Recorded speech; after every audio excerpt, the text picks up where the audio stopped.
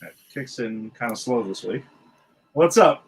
What's up, everybody? Welcome to a brand new episode of Granny's Peach Tea. We are at episode 36 this week. Got a 36. Eddie, I don't know if you know this, but I wait a little longer to respond every week. Yeah. Because you wait a little bit until I'm going to say something, and then I don't, and then you go to speak, and then I go, whoa, and I react. So I'm sorry, I'm a bit of an asshole. No, it's all good. I think we got it down pat now. I think we know what it is now. But yeah, thanks for joining us, everybody. Our music's taking a little bit to kick in, but if you do recognize it, it's the main theme from the Sam Raimi Spider-Man films. And it always takes a while to kick in, but once it kicks in, it really kicks in. So it's Danny Elfman stuff. Right. And I watched this movie with my wife because I told you that my wife Regina, not a big comic book fan, but really enjoying this rewatch into these Raimi movies.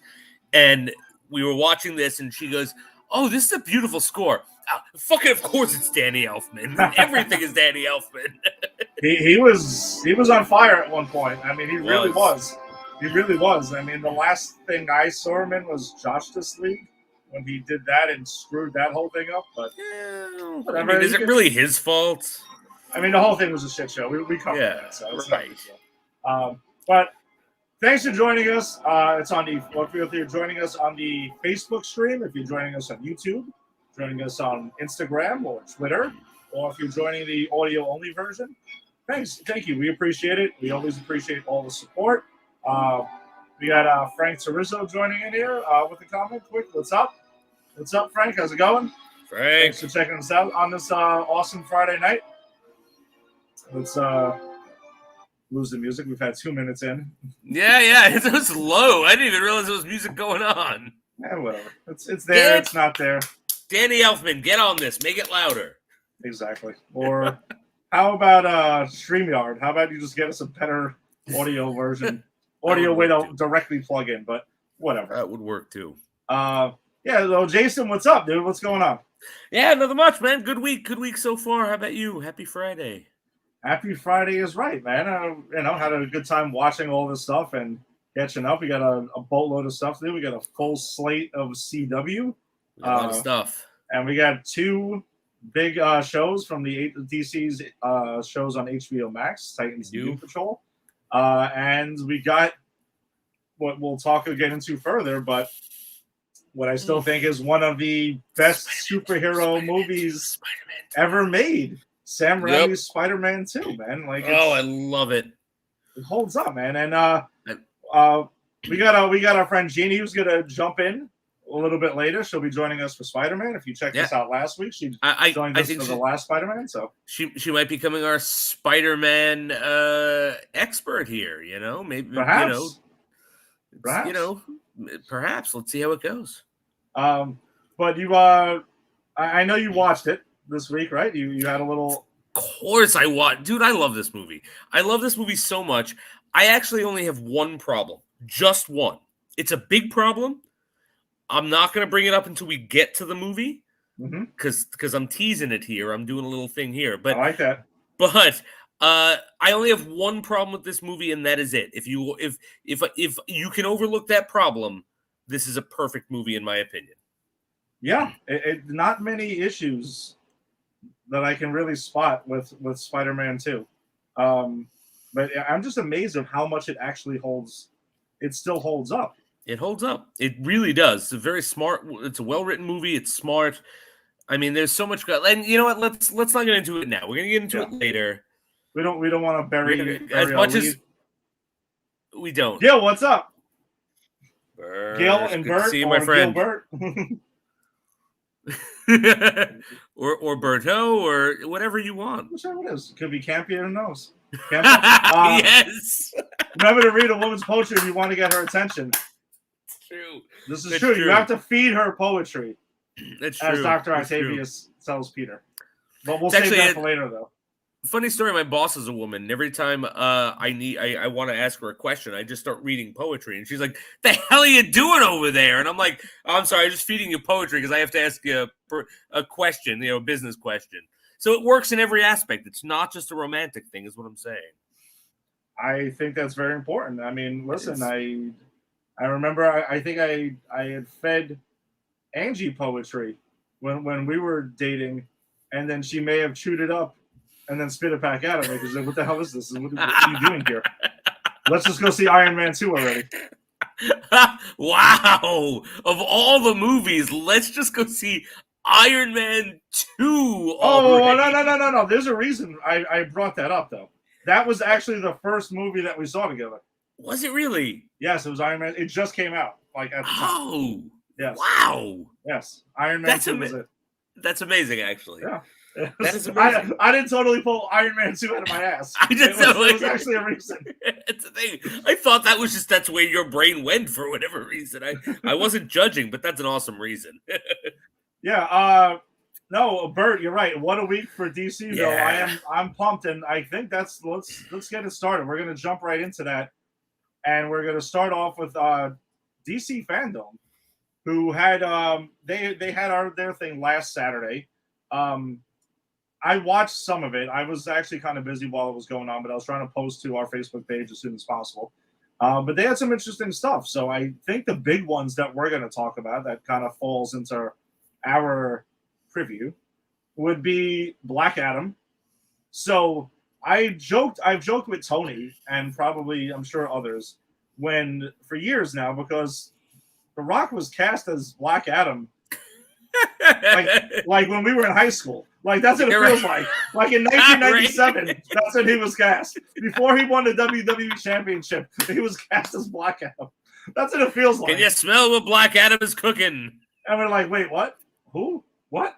No, all jokes aside, though, we actually saw footage from Black Adam, and I was shocked that it exists.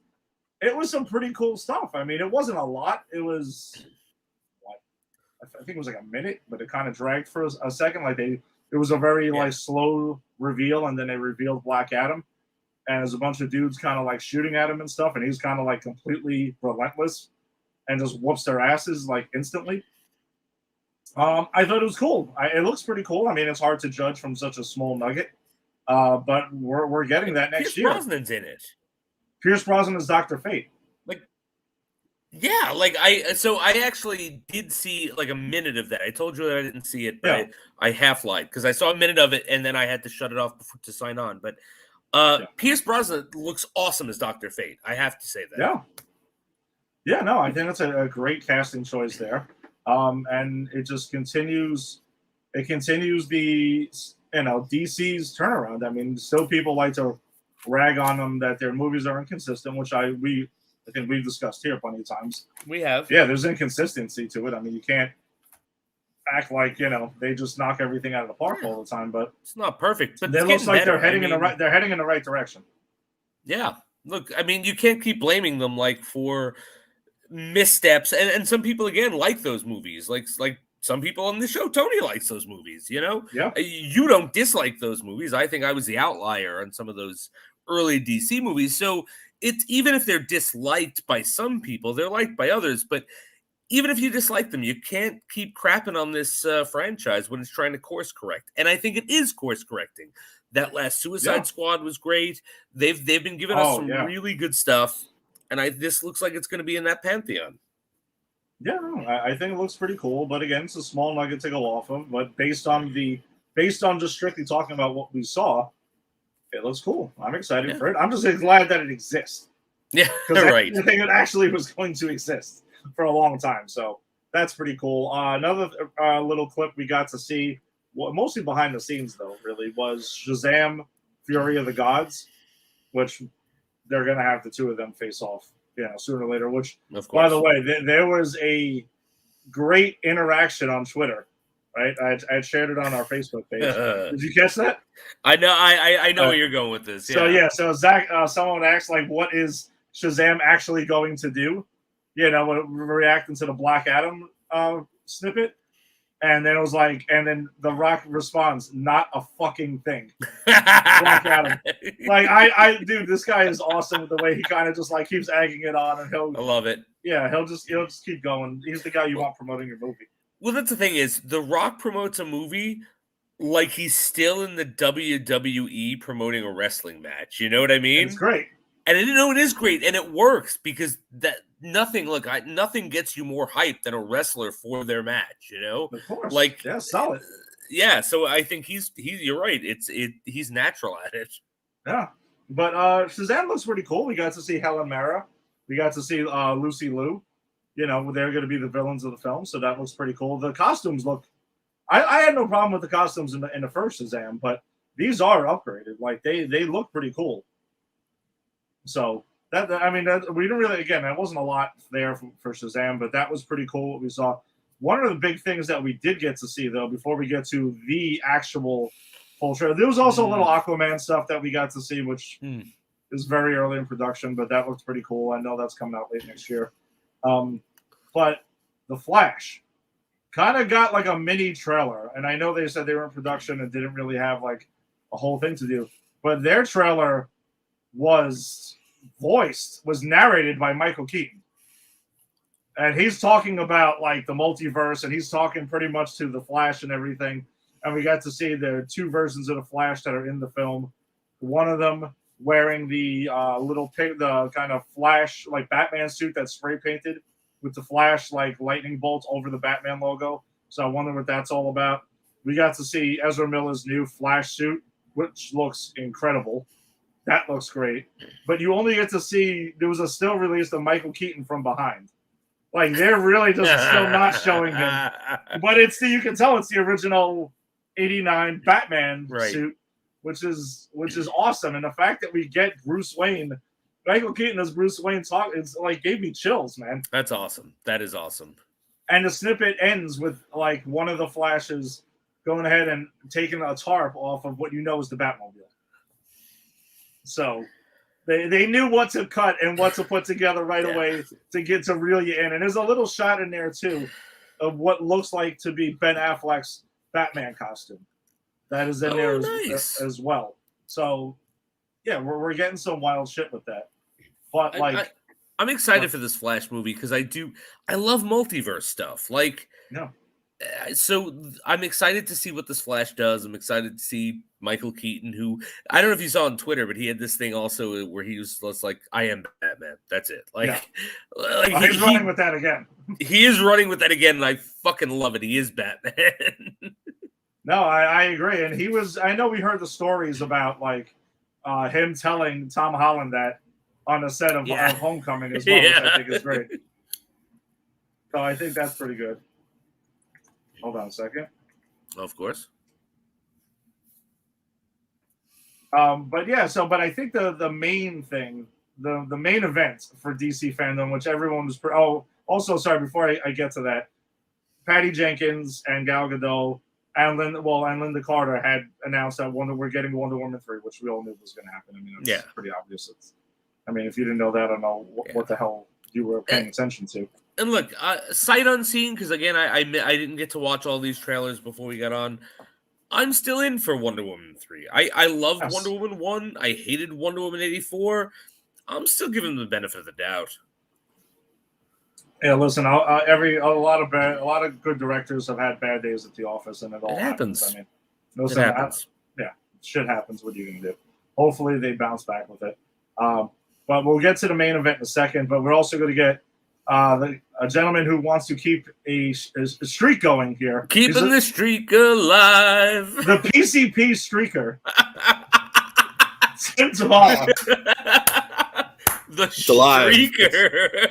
It's alive and well. It's alive and well. That's my hero name, the streaker. The streaker. As long as you don't actually streak through this episode, you're fine. That's if I can make it to 50, that's what I'm gonna do. I'm gonna run naked past everyone's show. Just that's it. That's fair. Actually, if you make it to 50, do it. You guys make it an even dozen, so that's good. You're streaking it up to the quad. That's right. Still don't know if KFC is open or not. They're open. Now Taco Bell's open right by us, so that's. Is that really? Stuff. Oh yeah, where Pizza Hut used to be. Oh. Taco Bell in the wing spot. Wow. Okay. Nice. Oh, yeah. We're stepping nice additions there from Middle Village. We're stepping up in the world. Used to be a Blockbuster there. I remember that. That blockbuster was my favorite. That blockbuster was the shit. But That let's get was to a the good main one. event of DC Fandome, which we know was the Batman trailer. That's pretty much what everyone was waiting for with that. Jason, let us know. We know your nephew, like Daly, is losing his mind about this movie. And oh God, like, he's so yeah, excited. I think he's gonna explode when it comes out. He's He's gonna go crazy. He's really excited for this. I am also excited for it. I think it's the Riddler that gets me, man. I've been wanting a proper Riddler for a long time, and this Riddler looks like what I want in a Riddler. You know, I love. The action looks good. I actually kind of got chills, you know, when it was like, that's not a message, that's a warning. You know, it's like That was pretty cool. Despite myself, I'm very, very interested in this movie. I mean, it's Batman.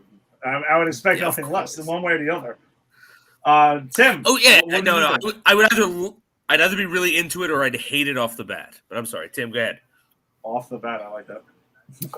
Yeah, I'll jump in with all the Fandome stuff. Look pretty cool. And you know me, I'm not DC's biggest fan, but all this stuff looked pretty cool. Aquaman looked decent. Batman, of course, looks great. Yeah, the Riddler's look though. You think he's gonna have the classic look by the end? I don't know what the hell he looks like in this trailer. It's whacked out. I like the new look because I think he should be covered up. I mean, I didn't want him to do with like the whole old school 60s like mask or anything like that. I kind of think it's like an updated look for him. And we need some kind of question marks on there somewhere. Look at the coffee. I'm okay with question marks. I'm okay with question marks, but I'll tell you what I don't want. I don't want to see him in green spandex. I don't. I love Batman 66. You know this. I hated the Jim Carrey performance of it for this reason. Like, I do want to see like a more realistic approach to it. So I'm okay with like getting like question marks or stuff, but I do want to see more of like a Batman the Animated Series or even the Arkham games approach to the character. Yeah, the Arkham games is probably my favorite Riddler, other than Frank Gorshin. I love Frank Gorshin. Frank Gorshin's awesome. I just don't want to see it in this iteration. But no, he is fantastic. Well, of course, it doesn't hold up 50 years later. That costume, the same way you got to put pants on Robin. You got to put pants on Robin. Exactly. You have to do it. You that's gotta. Right, I forgot that's one of Tim's pet peeves about Robin. Pants on Robin. Throw some pants on that 10-year-old. You know, it's bad enough you hang around with a 10-year-old all day. Put some fucking clothes on the kid. You know, Bruce, Master Bruce, this is why people talk. You got to put pants on the 10-year-olds. Young Dick must wear pants. Well, Bert's chiming in here. I'm getting heavy Batman Earth 1, Batman Year 2 vibes from the movie.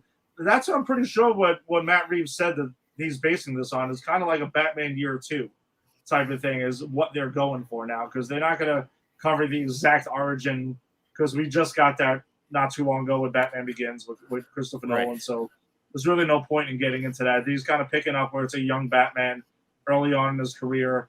And yeah, Jason, I agree. The choice of going with the Riddler as what looks to be his first major villain is really interesting. And it's something we haven't seen, because the only other live actions we've got have been 66 and you said like with Jim Carrey. Right. Yeah, I don't think we're getting question marks anyway. I think his green kind of like suit with the goggles thing that he has kind of working, I think that's the suit. And that's, to me, it's fine. I mean, it looks like everyone's going to war in this movie. Finish it. I mean, pretty much. Yeah, it looks good. It looks really good. Yeah. I'm pumped up for it. And we'll see Robert Pattinson finally get some respect, hopefully. Yes. I mean, I haven't seen a lot of his other stuff that he's done in there. But the guy's carved right? Yeah, he's in Harry Potter, yeah. But he's also done like 1,000 movies between now and then. And the guy always gets Twilight shit still. Or like Cedric. He has to wipe that Twilight shit off. Like, wipe it off good. like get baby wipes and then the hose down and like the car wash, the heavy duty sprayer, get that Twilight stink off them. And look, maybe this is the movie to do it. Maybe this is the movie where people stop going. Is that the Twilight guy or Cedric Diggory and go, wait, is that the guy who played Batman? Well, now what do you think is more important for Robert Pattinson? That's a good question. A better Bruce Wayne or a better Batman? It's tough. Because you could take all the Batman and say, well, he was a good Batman, bad Bruce Wayne. Well, he was a good Bruce Wayne, and kind of a bad Batman. What do you think is going to be, what would be good for him and his wiping the stank off him of Twilight? All right. If we're wiping the stank of Twilight off him, I think a better Batman, because Twilight was the more like brooding, whatever vampire stuff he was going through. I never saw that movie, but he don't brood. He don't brood. He sparkles, dude. All right, whatever. And don't ever watch that movie. Ever. I unfortunately watched all of them because of Angie. I'm sorry. So I can tell you firsthand, those movies are complete trash. But again, though, the guy has done a bunch of movies that are good between now and then, and I think it's only in this like geeky YA community that he gets this Twilight shit still. People know the rest of the world has moved on. They don't give a fuck. The Twilight's an old movie that no one cares about anymore. Look, let's have a conversation pretending we were in 1988 when Michael Keaton was announced as Batman '89, right? Yeah, it was like, Mr. Mom is Batman. Exactly. That's what people said back then. That is what they said. So it's, and then he's touted as one of the best. So, yes. People could say what they want. Geek fandom can be toxic sometimes. It's not fair, but it is what it is. And we just got to give this guy a chance. And if he sucks, I'll be the first person to say it. But if he's good, then we all have to admit it, Yeah. But Bert had just mentioned too, he watches a lot of his other indie stuff. I mean, I saw him in that movie with Tom Holland that was on Netflix. What the hell? I hated the movie, but I thought him and Tom Holland were really good. He plays like some gospel preacher guy who's completely whacked out of his mind. The movie sucks though. I mean, the movie's really bad. I forgot what it was. I tried to completely forget about it, but him and Tom Holland can get a pass for that one because it is what it is. I think the Batman, but to answer Tim's question, I think Batman is his thing because I think they're also going in a similar tone to like Christian Bale. Like Batman is the real person, Bruce Wayne is the mask. Right. Essentially in this one. So I think that's what's more important. And it looks like this Batman is completely out of his mind. I mean, he's beating the living piss out of people in just the trailers, alone. It looks pretty brutal, which I'm down for. I think that's fucking great. If it's done well. I think if they handle the Batman psychology well enough, I'm for it. Yeah. No, absolutely. All right. So, and I guess that was pretty much it for DC fandom. But Tim, are you hanging on? Are you hanging out with us, or where are you going now? You know where we're going. We gotta hit our CW, and then we're gonna go to Doom Patrol and Titans. I'll come back for Titans. All right. So we'll see you in a little bit. Because Titans was the shit, so I'll be back for Titans. I had a feeling. That's why I thought you were just gonna jump on with Titans. Well, I wanted to pop in for the Dome anyway because I said I did enjoy it. I'm one of their biggest critics, but I think all this stuff looks good. So I'm happy about it. I don't like, what I don't like though, real quick, all the kids, the Shazam kids. I don't want to see all the kids. Why? I want just him. I don't know why. It bugs me. It was cool for the end of the first one, but I don't want to see him in the second one. All right, you guys had your shot, your Shazam family. But they're pretty important though. Yeah, but it was set up for the second one. Yeah. I want to see one guy. Yeah, goddamn family of lightning bolts. I don't want to see that shit. I don't know. Whatever. They're pretty important. But Shazam was awesome. So I will give it a pass. Oh well, actually, Tim, before you go though, so what did you think of the Flash one? Flash was cool. Michael Keaton narration. Listen, Flash is going to be the one, hopefully, to save or completely destroy DC, Warner Brothers, whatever you want to call that, DCEU. It looks like it's going to save it, to be honest with you. When you saw the pointy ears come out, I was like, no fucking way, they're really doing this. Because it's one of those things where you don't believe it until you see it. Yeah. I still don't believe it. I could have been anybody's head, But it's like, all right, it looks like Batman's head. It looks like Michael Keaton's Batman head. But, until I see it physically, you're like, holy shit, really? Just like the Venom spoilers, the cuts, whatever. I can't talk today. The post-credit scene, that's what I was trying to say. You don't believe it until you see it. Like, I didn't believe it until I saw it. I was like, okay, now we're good to go. So, but yeah, no, I think everything looked good. The Flash, I enjoyed it. And I said Flash is it's out there, man. It looked like they're hitting 5 different storylines. They're throwing them all into one movie, so it's going to be pretty cool. Yeah, I mean, I think it's definitely going to be a version of Flashpoint. I just don't think it's going to be exactly. But do we get Negan as Thomas Wayne?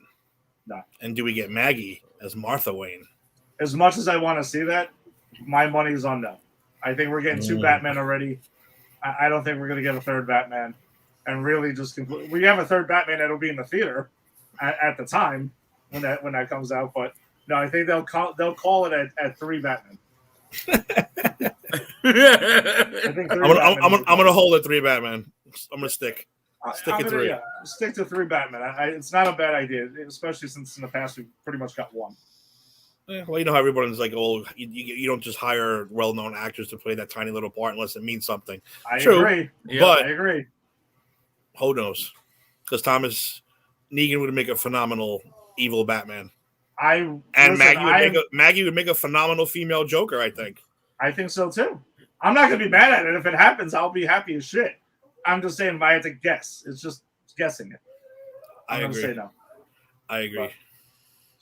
All right, I'm gonna pop back in for Titans, and the streak lives at 12, baby. I'll be back. The streak lives on. We'll see in a little bit. Show me stuff, fellas. All right. So let's get on to CW Stargirl, season 2, episode 11. Stuff here tonight. This one's pretty much Courtney is in the Shadowland, which we knew that was going to happen in the last one. Right, and Shadowland is pretty much just black and white Blue Valley. It's like a 50s sitcom version of their town. Well, the Eclipso version of it is. Yes. Remember, the Eclipso version goes, whatever. Let's get right into I jumped the gun. No, it's fine. I'm not going to do the walkthrough to it. Listen, if you're watching a show, you've seen the episode. If not, you should probably cut back and come join us later. But Courtney in the Shadowlands is pretty cool thing. It's basically black and white. But then we find out that that's Eclipso's illusion, what she's playing on people's fears. And really, Charles McNider is there, and he has his goggles that shows him really what's up. Yep. And it's that whole wind, misty place with dust flying around or shadows flying around, whatever the hell you want to call it. It's a pretty messed up place. But Courtney runs into Cindy there.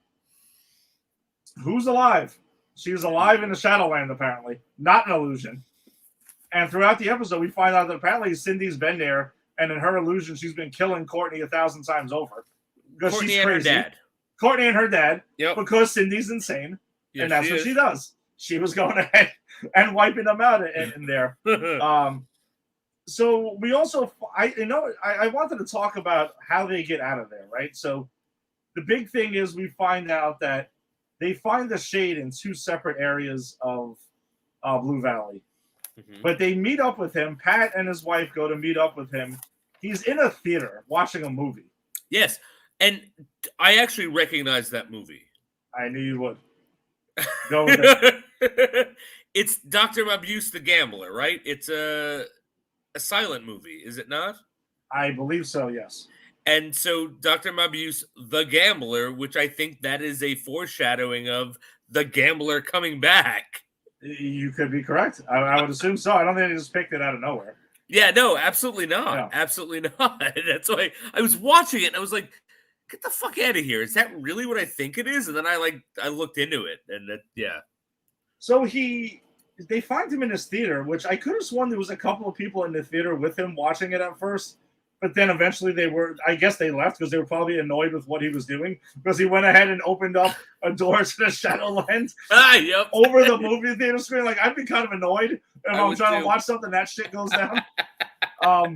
But that's how we see on the other end. Courtney's there. She finds Dr. McNider there. They're having a conversation, and he explains to her the illusion and what's going on there. And pretty much, eventually throughout the episode, brings her back.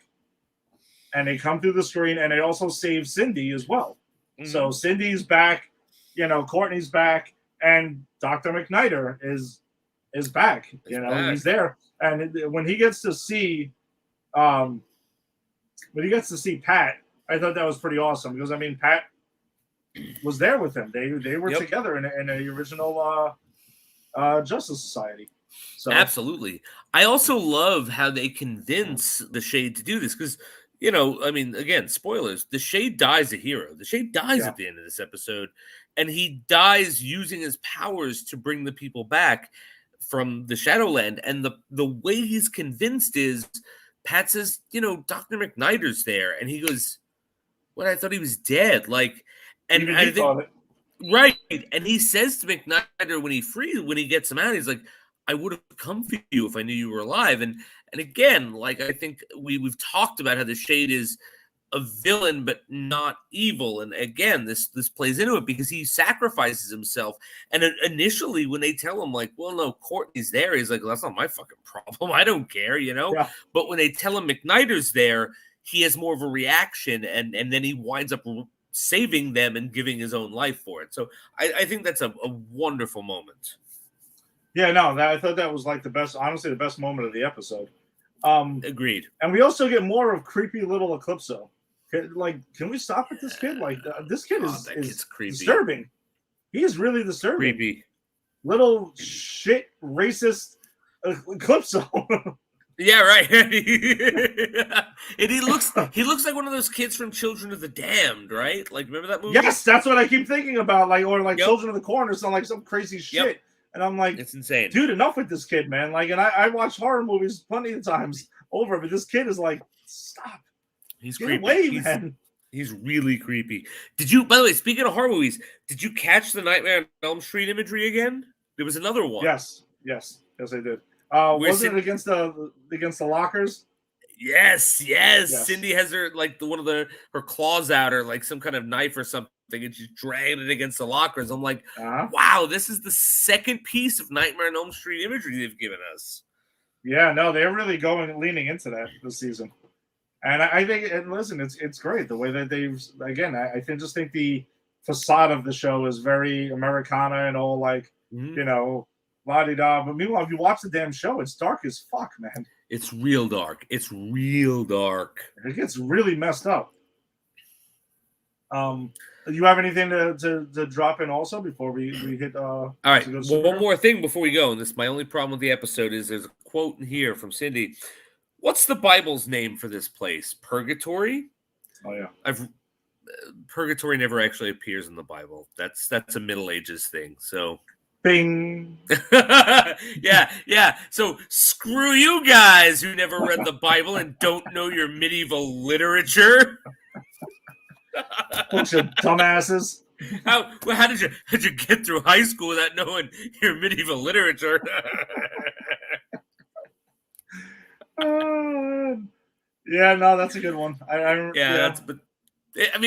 It's such a stupid thing, but I did actually hear that, and I literally went, wait, I don't think Purgatory appears there. It doesn't matter, but now it's in my craw, But it's a great episode. No, it is. It's actually a really good episode, but. Yeah, it's fun.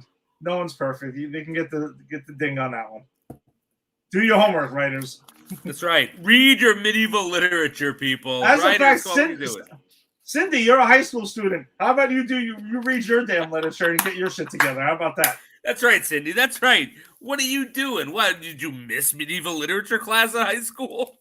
Yeah, I know you got a lot of things going on with this whole, Injustice Society and all of this crap, but how about you go to class once in a while? Yeah. That's right. Take a break from trying to world domination and just read some Bible stuff, right? Just read a fucking book, all right? Read a book is all I'm saying, Cindy. All right, so let's move on to Supergirl season 6, episode 16. Right. Jason, did you stay awake for this one? I did actually. No, I did. That was the first thing I wanted to say is I stayed awake for this one. I actually thought this was a good episode overall. I thought it was better. It was better. Yeah, it was better. It was interesting. When I say good, I mean in comparison to what we got this season, nothing. I don't think they're ever going to hit as good as they used to be. But My first note is: are Brainy and Dreamer back together? Did I miss that? I don't know, and I'm going to tell you something right now. I've been thinking the same thing. It's almost like they allude to it, and then they're not, and then they are. Right? It could be, and I don't know. It's weird. Okay, it's weird. At least it wasn't me, because again, I fell asleep to a couple episodes, so I thought maybe I missed something key, But like, I remember catching up, and seeing they were really hot and heavy together, and then it fizzled out because Brainy kept sending Dreamer food, and then that was what it was, and then we got into this season, and they seemed like completely platonic friends, and then all of a sudden, this episode, like, Brady's got his hair slicked back, and he's wearing the fucking Hugh Hefner robe. Can we talk about the shirt he has, and why is it cut like down the middle? It's so weird. Yeah, that was just a really weird scene, and they explained why he was green, because like he was trying to play off the scent of who he really was with this dude who's with the Super Friends now. Right, yeah. The guy from Kako. Yeah. I forget his name, but who just annoys me because he just keeps getting in the way now. The reporter, he was fine in the previous seasons, but this season he sucks. Yeah, almost as bad as Lena Luthor. Stop. She's terrible, and I love Lena Luthor in other seasons. She's so do terrible I. In this season. So do I. I'm saying in this season she's terrible with those stupid, ridiculous magic storyline. But I'm sorry, Jason. Go ahead. No, it's fine. So we find out that Nixley's AI is her, which we knew. We knew what was up. We knew what was up. And look, find out we know what we knew. We're gonna jump to the end here. We all know what's going. We fucking finally get John Cryer as Lex Luthor back. He's back. He's the one who gave it to her. Eddie called us last week. Yes. But before we get to that good stuff, Nixley goes into the dream world for the totem. There's a smoke monster and a force field. This is why I like this episode, actually. This is the reason. It's because one of the biggest loose threads of this show that I felt was Dreamer never got to confront her sister. Because, that's right. So Dreamer's story is she's trans, and it's the women in her family who get the Dreamer power. And because she was born a man and she's trans, it was unexpected that she got the Dreamer power. Her younger sister expected to get it. And like in the episode where we kind of get her backstory, her sister's like, "You're not even a woman. Why do you have the power?" And that's kind of where it left off. And so we actually get her sister back, and we do actually see her sister tried to manipulate her to steal her power, which I thought was really interesting. And getting Dreamer to go, you know what? I don't need this. I don't need this with you. Like, so I did. This is why I like that episode. It gave me closure on their relationship. Yeah. I'm gonna tell you the truth. I actually that storyline kind of slipped my mind for a little while because they haven't touched on it like since she got introduced. No, and to be honest, I would have slipped my mind too if I didn't just like a couple months ago like catch up on this stuff. But it's just I didn't realize that Supergirl had the first trans superhero, and so when I got to Dreamer's storyline, I was surprised by it, so it stuck in my head. And then because they set that up, you would think that, especially this show, which is a huge social justice sort of platform, you'd think I thought there would be some form of resolution before this. So that's why I remembered it. Yeah. It honestly had slipped my mind, but then once it all kind of came back, because they also did use like old footage, like they caught you up with it because they haven't mentioned it like 2-3 seasons forever. Yeah, it's been like whatever Dreamer's first season was. I forget when it was, but whatever that first season was. It was a little while ago now. It was a while. It was a couple of years. Yeah. But so the big thing that's what I was interested in. The big thing that everyone else was supposed to be interested in was a smoke monster happens. And and this is actually kind of cool too. I think the Super Friends decide to put this like dome around half the city because the smoke monster's invisible, and they don't want to get out. And the people of the city are like, fuck, what are you doing? Like, you trapped half of us in this dome with the invisible smoke monster. Mhm. And the Super Friends were like, no, this is what's best for you. And there was this kind of conflict of, well, do they always know what's best? So I don't know. I thought this episode had a little juice in the other episodes we've seen so far. Oh, for sure. Yeah, no, that was a pretty cool storyline, and they showed that one truck that gets cut in half by the actual force field, and you're like, holy shit, you just destroyed this dude's business.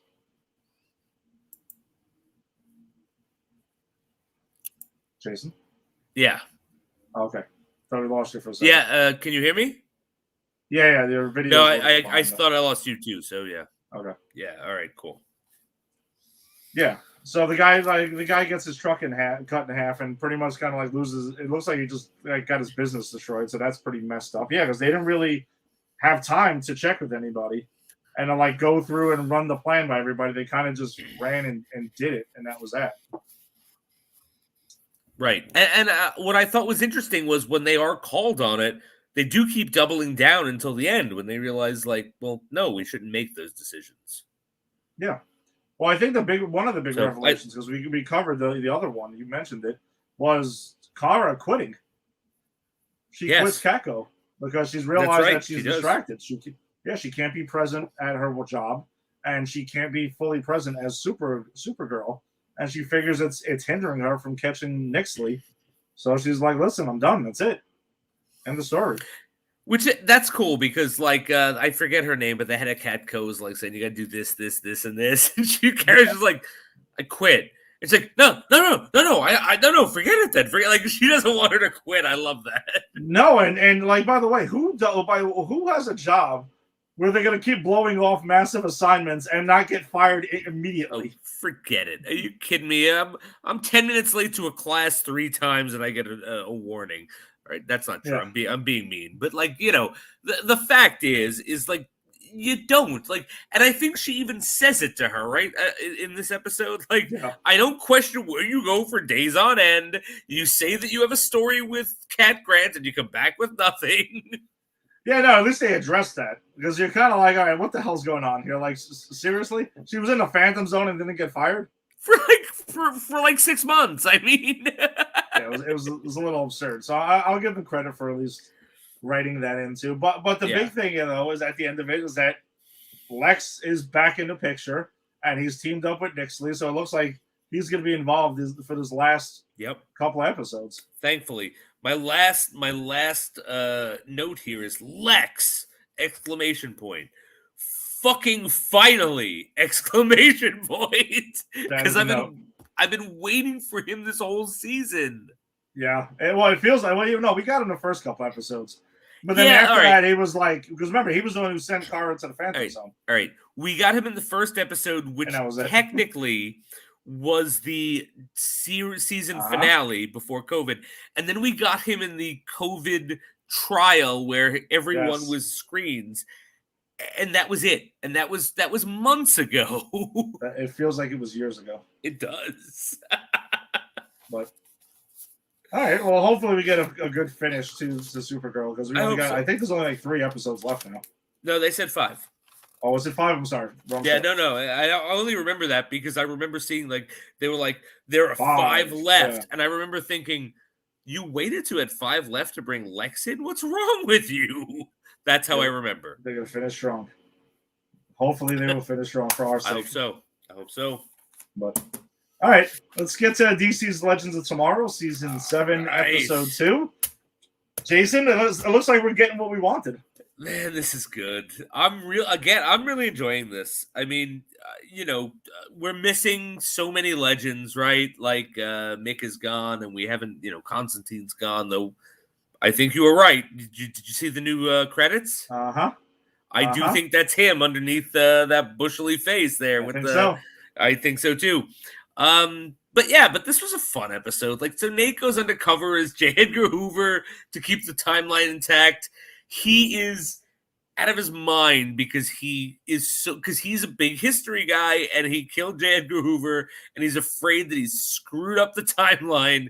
And so like he goes undercover as J. Edgar Hoover and he is given by Gary, who can apparently like I actually do like this, that every time they need someone to do something magical that is never done before, they just go, Gary, you know how to do this, right? You did study under Constantine. I mean, right. I'm glad that they actually remembered that happened. Right. So they pretty much go, Gary, we need someone to you studied under Constantine, ... Can you make a potion to make Nate look like J. Edgar Hoover? And he's of course I can. I just need part of his body. And he coughs up his hair. Yeah, that was he just ate him last week. Yeah. That was gross. It was pretty gross. He coughed up the fur ball. So Nate decides that he's got to get, they all decide they got to get on this train. Before they make this potion, Nate poses as J. Edgar Hoover, and our co-captains go as the Bullet Blondes, and pretty much they just charm their way on this train. They go into the pocket dimension where Zari is getting stoned and feeling sorry for herself, wishing, not wishing, but just thinking about Constantine. There's a fridge there. By the way, this is the best part of the episode. There's a fridge there that just creates whiskey every time you close it. That was pretty crazy. I want that refrigerator. I really do. I think Mick would have appreciated that refrigerator. Yes, Mick would have absolutely appreciated that refrigerator. He would have been more drunk than he was. And it was, and whiskey, if it's high enough proof, you could really put the flames to it. Yeah, well, there you go. You can do some magic tricks. There you go, exactly. All right, so where do we go? Let's see. All right, so go back to where Spooner and her mom is, and God, I forget her name. What's her name? Constantine's apprentice, Astra. Yes. So Astra, if you remember last episode, tried to use a resurrection spell to bring Gideon back. And apparently in this episode, what that did was made the Gideon intelligence in a human body. So I think this season we're getting actually Gideon, not the ship, because that was destroyed. And I don't think they're going to get it back till the end of the season. Mm-hmm. But we actually get the Gideon intelligence as a human being. And I think that's really kind of cool. Astra kind of tells her to go, get back into the circuits. And she tries to electrocute herself by pulling out fuses and stuff. Yeah, because she can't talk for a good portion of the episode. Yeah, exactly. And so they don't think that she can understand them. And then by the end, of course, she psychically links with Spooner and then can talk. And she's like, we got to save the legends. Which I always find it's funny that they refer to them as the legends. I know. They're I guess they're not officially legends. They're, What's Jason? Can I ask you something? Because this has been something this really grinds my gears for a little while now. Let's do it. And you've watched it more recently, which is why I'm going to refer to you, because I have seen every episode of Legends as well. When the hell did they start calling themselves the Legends? All right, it actually is, I believe, in the first season. It is sarcastic, right? Yeah. But then they actually ran with it. They did, but they did run with it. Because that first season, it's like, oh yeah, we're the Legends of Tomorrow because we're a bunch of nobodies. Exactly. And now they're like, hey guys, we're the Legends. Yeah, the tone of that totally changed over time. And it's kind of, at some point, I'm like, when the hell did this start happening and was a real thing? Yeah, that's a good point. I don't actually, because I watched the first 3 seasons and then I took a couple of years off, and then I watched the rest of it. So it happened between there, but I just couldn't tell you when exactly. Well, they do play into that, though, in this episode, because Nate talks about how he's nobody in the timeline. Yep. Yeah. So they were actually, because that's why the Legends were chosen, because they were supposedly insignificant in the timeline. So history wouldn't change because they were gone. Yeah. Because that's the thing, because what everyone would say is, well, if you're going to get a team together, why don't you get the Justice League and go through time? And it would because the Justice League would be missed. None of these motherfuckers are going to be missed. That's the point. Yeah. But yeah, so I'll wrap it up quick. So the whole thing is he's pretending to be Hoover. Nate Hoover is about to be kidnapped. He decides he's going to lean into it and be as racist and as terrible as Hoover was in real life. Yeah. And pretty much who's trying to kidnap him? Well, while he's beating the hell out of a Russian immigrant who just wants to stay away from him, who's trying to kidnap him is his own people for Al Capone. And then Al Capone's men show up. And then who shows up? Being the Terminator, but very, very Terminator vibes, by the way. Right? Absolutely. Yeah. J. Edgar Hoover shows up, and he's just like gun, bang, bang, bang. He's like putting people in the head. He's putting people in the shoulder. Huge Terminator vibes. And it turns out he is a robot. And Zari had this theory that, well, if we could time travel, other people could time travel. If there were multiple us's, and it's all this whole thing to say that the way this is going to end is that someone has an alternate wave rider that came and destroyed the original for whatever reason, and this it's all leading toward who did that. Because I do think we're going to see, the reason that we got robot J. Edgar Hoover is because that is a time traveler trying to fix the timeline. So that's where we're going with this. That's my theory. I can see that. And it's all leading up. Listen, they have their 100th episode coming up. They do. Which everyone's going to be back. Like they said, Mick was going to be there. Yep. Ray Palmer's in it. And like a lot of the original cast members are coming back for that episode, Captain Cold. So I'm curious to see. I wonder if that's what it's going to be. They're going to show like they're going to like have a version of themselves that was like the original crew. And maybe that's how they do this. That'd be kind of cool. I'd be in for that. Yeah, so would I. That would be pretty dope to see how the original crew would react to what they are now, because they're very different now. They are hugely, very. I mean, again, like you watch that first season, it is nothing like what the show is now. No, and for the better, though. For the better, yeah. I love it now. I was only fine with it then. Yeah, the first season I don't really care for, but they definitely found their footing eventually. Yeah.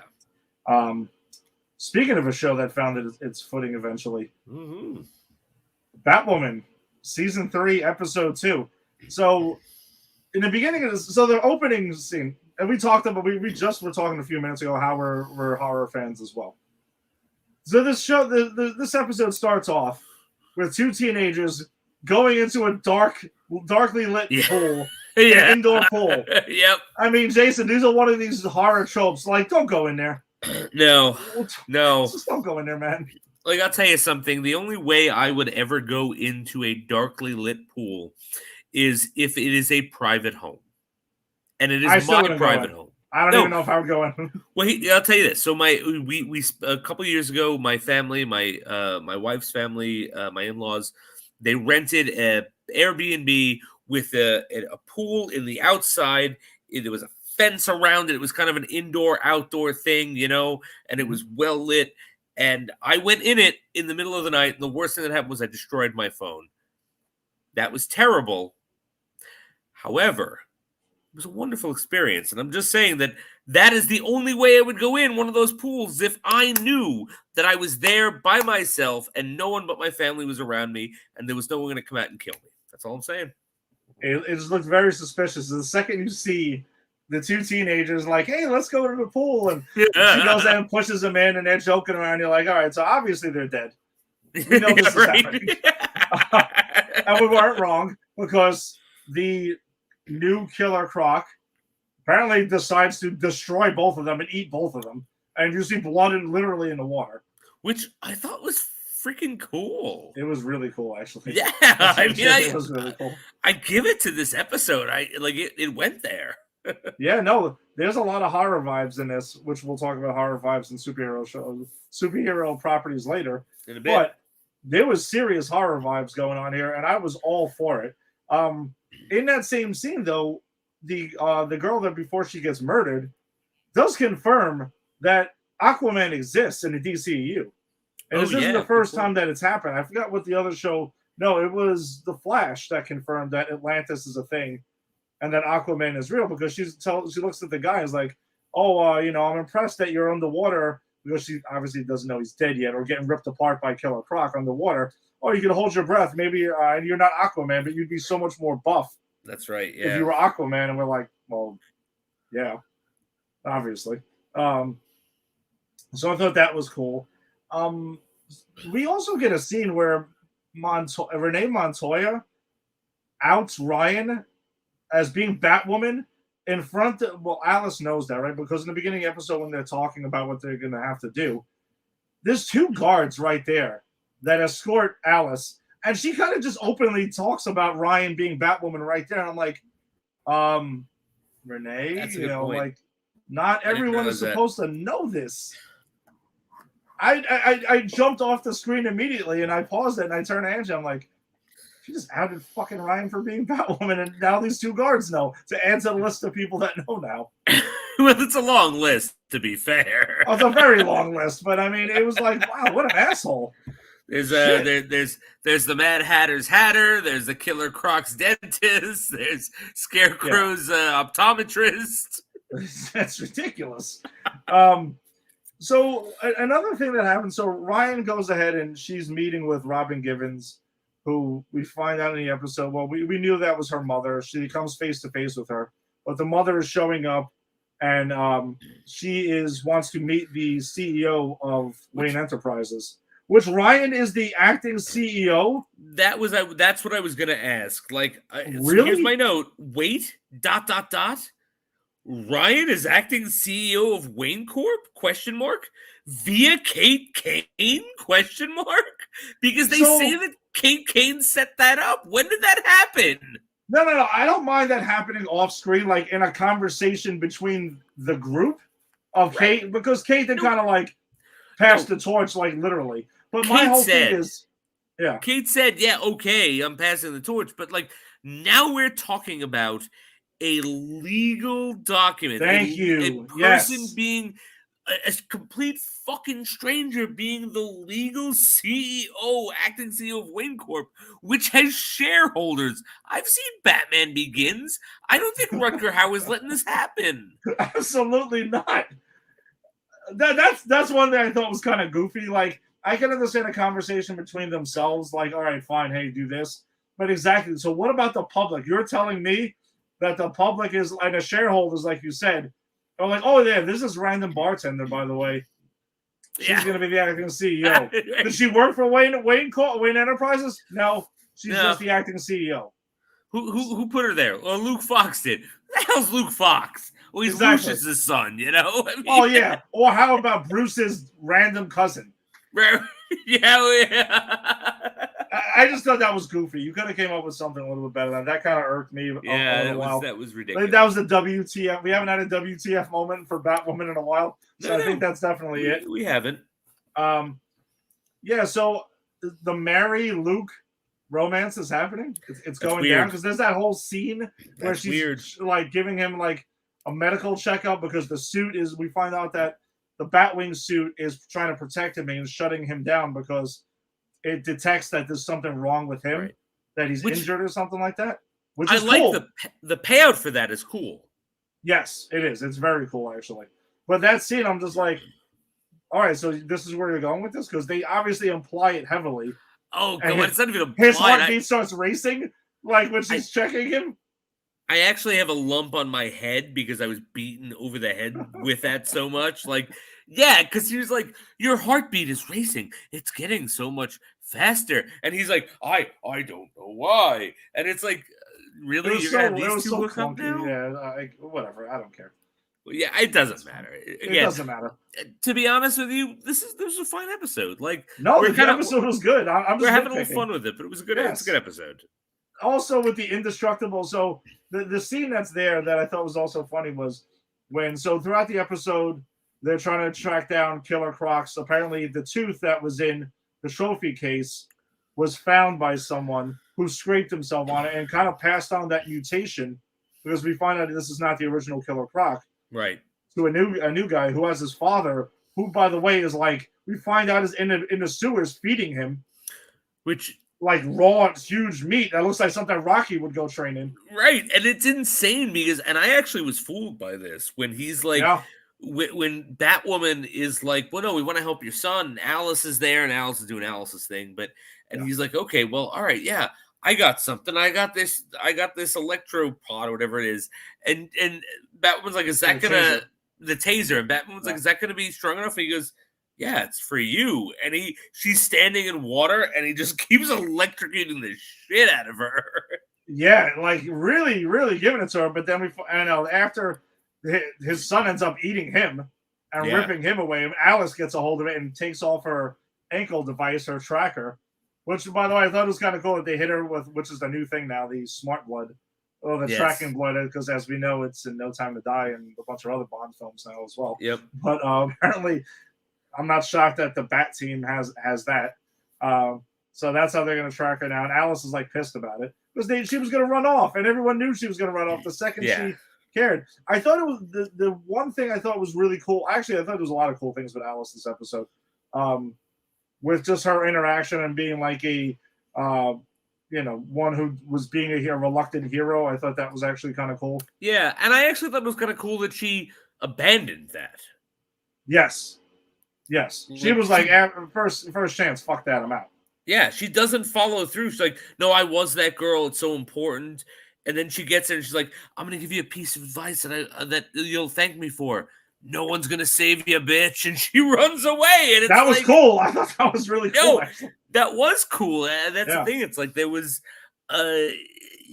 this episode took chances. I've taken the piss out of this show before because I felt that it went to say it was too safe and it always resolved things in the end and stuff. But no, I enjoy that Alice is still Alice. Alice is a villain. Even when she tells you she wants to be a hero, she's not going to be. And I really like that. Yeah, agreed. Then we find out the Poison Ivy trophy is fake. The one that they got a hold of. So the real one's out there somewhere, which we know is going to be a payoff down the road. You think it's going to be the real Poison Ivy, or you think it's going to be like what we're getting now? I think we're getting there. I don't want them to keep on going with the 2.0 version of every Batman villain. Right.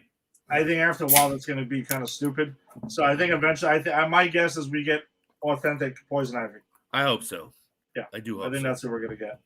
And then at the end of the episode, the big reveal is that after the face-to-face meetings, Ryan tells Robin Givens' character, her last name is Jen, I forgot her first name, that's her daughter, face to face, like straight up, I'm your daughter, this is it. So that's obviously going to have huge ramifications down the road. And it was interesting because a lot of times throughout the episode, Ryan's like, oh, I don't need her, screw her, I don't need a mother and this and that. But then you find out deep down, yeah, she kind of does. Like she wants something. She wants at least some closure. Yeah, exactly. To find out, like, why the hell did you do what you did? And I still think that my theory is still in the air with that. That we're going to find out that Ryan is part Wayne. Oh, yeah. I'm going to hold on to that. I'm still holding on to it. I think you're right. I won't like it, but I think you're right. Oh, I don't think I'm going to like it either. But at least it'll give an explanation to this Wayne Enterprises CEO thing that they can't expect us to really buy throughout the whole season. Well, you don't think that a former homeless woman plucked out of nowhere who now works in a bar and lives with a new med student could just be CEO of Wayne Manor or of Wayne Enterprises for no reason? You don't see that as realistic? I don't know. It just kind of, it's tough. I mean, maybe not. I don't know. Tough one there. Tough one to swallow there. All right, so let's shift gears to the little bit bigger budget. See the DC stuff. Doom Patrol season 3, episode 7. Pretty wacky episode, but we found out the motives here for the sisterhood of Dada. Of Dada, we do, and I actually was suspecting this. I don't know if I said it on the show before, but Laura DeMille's the villain here. I mean, They are not. And what we see, I'm going to jump around. I took copious notes that I'll quote 3 of. But the big takeaway here is that Rita she does not come back to the present through the time machine. She lives an entire life with the Sisterhood of Dada, and she is part of them. Yep. which I think is amazing because what we find out is that Laura, like she was there for like 50 years or no, 30 years. She was there for, I have it written down. She was, at some point they tell you that she was 30 years living in the past. Laura DeMille has kind of been pulling away from them and trying to sort of put more focus on her career in the Bureau. The Bureau is becoming way more intolerant even than they were. She like puts this guy who can bring cartoons to life. She makes him a weapon. And we see him as a soldier later on. And so this whole thing is like the history of the Sisterhood of Dada. We see Rita's like boyfriend or lover or husband. We don't know what their relationship is, but they've been together for a while. Boyfriend, right? But he winds up. So what happens is Laura DeMille sets them all up when she's supposed to go there and hang out with them, and he winds up getting killed, and they all get classified as weapons. And we don't know exactly what they were forced to do, but they were forced to serve the Bureau as weapons, which is why they're pissed off. And so come back to the present, we see that the Sisterhood of Dada put this whole thing together to get all of the Doom Patrol there to reenact whatever like dance they were doing when Laura DeMille came in and disrupted and killed Rita's boyfriend. And the whole thing was to reveal that Rita was there. And I think that I think Crazy Jen is the best line in the episode where she goes, "Wait a minute, this is about you?" To Laura DeMille, "This is your flashback?" As they're all like, this weird thing. So I thought that was hysterical. We see a lot of cool stuff. Matt Bomer vomits a worm, which is a extraterrestrial parasite, which there's a great back and forth between him and Laura, which he's like, "You just vomited out an extraterrestrial parasite. There is only one reasonable thing to do." And Matt Bomer goes, "Give it a name."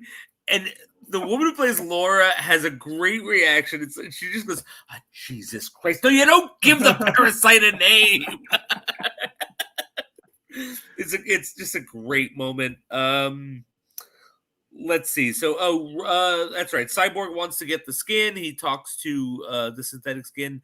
He talks to his ex-girlfriend, Ronnie, who kind of convinces him to keep his skin in the game, so to speak. I like where you went there. Yeah, that's good. And says that he's more of an ally and a force of change, being cyborg on the inside, which I thought that was kind of cool.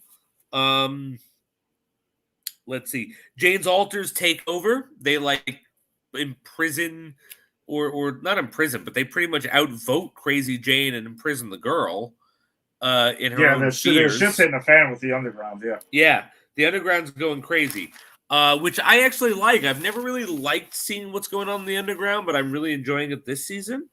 Mm-hmm. Let's see. Cliff is trying to win Grandpa of the Year. Yes, he is. Watching his granddaughter.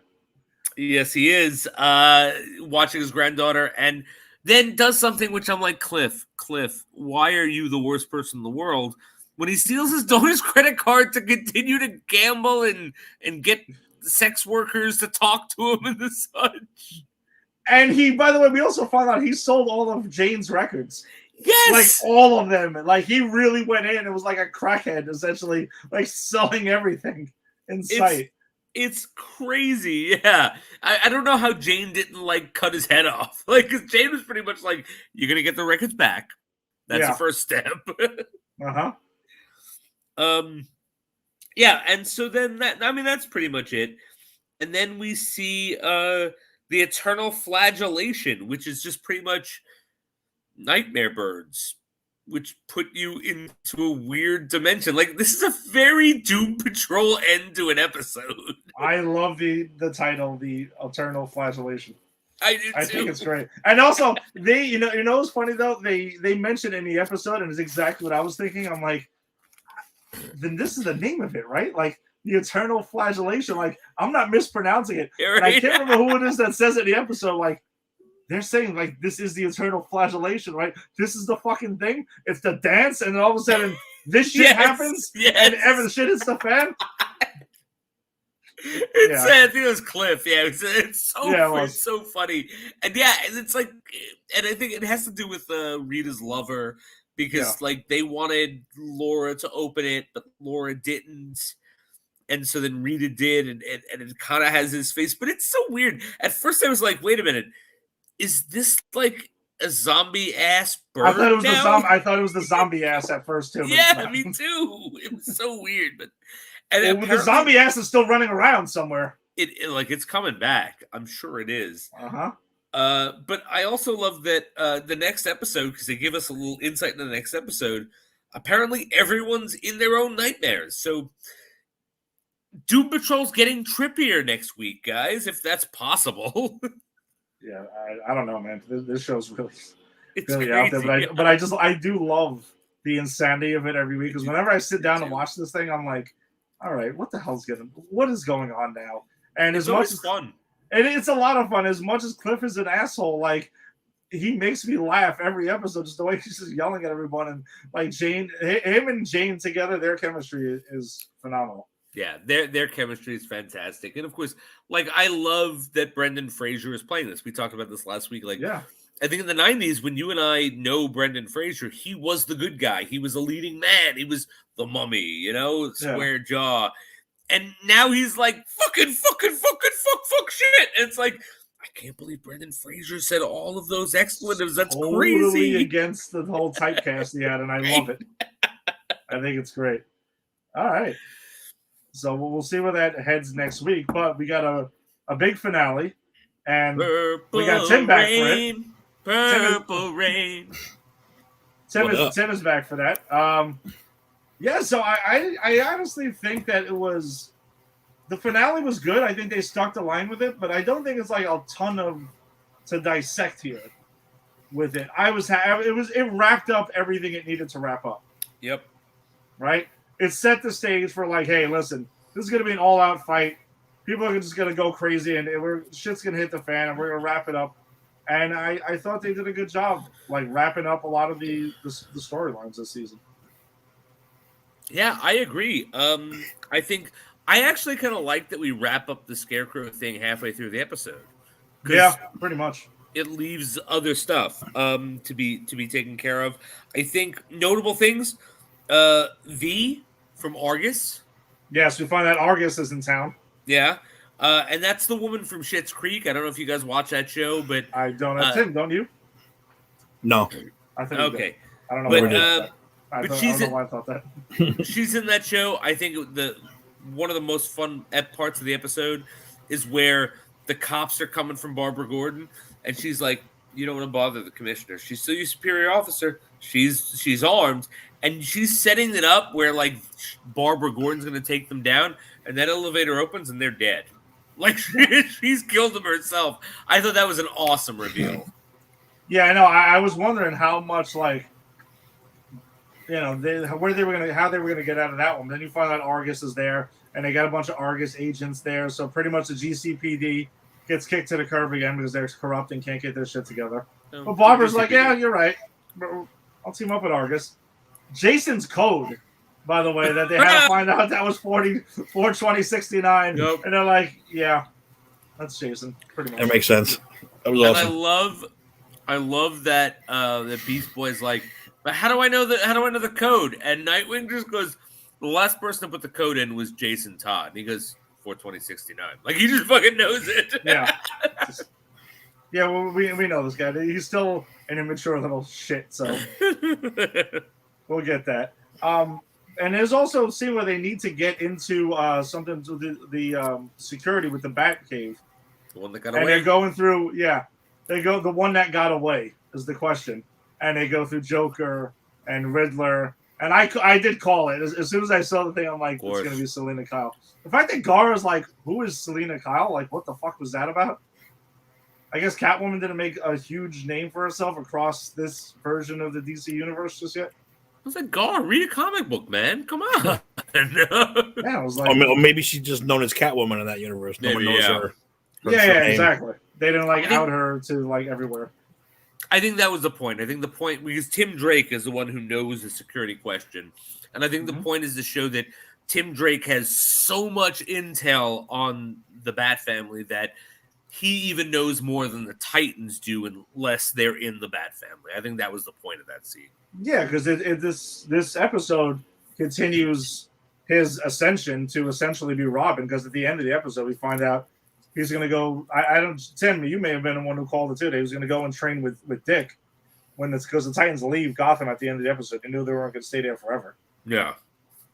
Well, also Bruce came back. Don't forget. So Bruce maybe he's not. Maybe he's going to stick with Bruce, and because once he said to Jason, he said, "Bye, son." I was like, "Ooh, got the goosebumps." Yeah, I thought that was cool. I You did got like closure. Yeah. And then you're thinking, I was thinking the next scene was going to be like him, Tim Drake walking and going, "Hi, I'm Tim Drake." Yeah, that's what I thought.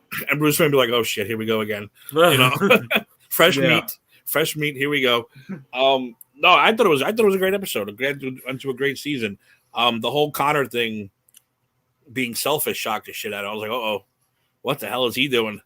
Yeah, and I thought it was cool though. And Blackfire being selfless by going, "No, I get it. No, I would have done the same thing." Like, I thought that was cool. She forgives him without even a second thought. I really like that dynamic. And Connor too was like, he forgave Dick. He's like, "No, dude, I get it. I get it." Like at first I didn't get it. I was pissed. I was going to punch you in your face, but now I'm like, no, I kind of understand now what you were trying to do. He was probably going to throw a Volkswagen at him. Dude, you know why? Because he can. He could. Well, how much planning time does Nightwing have? That's my question. Zero planning. But to end Crane's arc, though, he goes ahead and blows it, sets a bomb off, and has 10 bombs throughout the city. And I like the discussion that they have. They're like, well, Batman would try to find all the bombs, so we're going to go against that, essentially, and go a different route. They take the fucking waters from the Lazarus pit and bring it and basically form a storm cloud, which I thought was really cool as it continues to show Connor Kent's like Lex Luthor genius brain over there. And they create the whole thing, which I thought was great when they have a discussion about it. And then he's in there and he puts it on the whiteboard. They're like, wait, didn't we just say that? He's like, but I put it on the whiteboard. See? It's all good now. Like, now it makes sense. Now it's on the whiteboard. Yes. It's all good. There it is. So they make the waters from the Lazarus pit rain down and bring people back to life, which I thought was crazy. I wonder do you guys think that we're going to get some sort of repercussion from that? Like somebody who was dead, the Joker, might be coming back to life because of the Lazarus pit rain that was everywhere? Yeah, I was thinking about that because at the end of this episode, I'm thinking, well, this was a great season, but you just killed off the Joker. I can't imagine you're going to leave him dead because he's not Martha Wayne. Yes. And he's not Uncle Ben. And it's not Thomas Wayne, so... And he's not Thomas Wayne, so he can come back. So I agree. Yeah, absolutely. I mean, I don't know if they'll use him in a Titan season, but I think we'll find out he came back or something for sure. Yeah. Well, that also ties into what we were saying. We did talk about that Bruce is back in the picture, which, by the way, the one thing that kind of bugged me was like, dude, where were you? I agree. Donna saved you. Where were you the whole time? I'm sure you saw Gotham the shit was hitting the fan. It was pretty much being occupied. Your house was being occupied by Scarecrow. Your actual house was being... Jonathan Crane was in your house. I kind of think Bruce Wayne would have snapped into action and been like, I kind of need to jump into this. I get why they, of course, have him take a back seat because this is called Titans. It's not Batman. But so I'm not gonna like ding it too much on it. But let's be honest, Batman would not just sit back and let all that happen. Like, no. And he has a nice moment with Dick Grayson where he's like, "You did what I asked. You became the better Batman. Whatever. That's beautiful for this show." Mm-hmm. Batman would not just sit back and let Jonathan Crane squat in his house. Wouldn't happen. It just wouldn't happen. I had a tough time with that one. That part bothered me a little. He'd let him blow up the city, but he wouldn't let him hang out in his house. Agreed. I agree.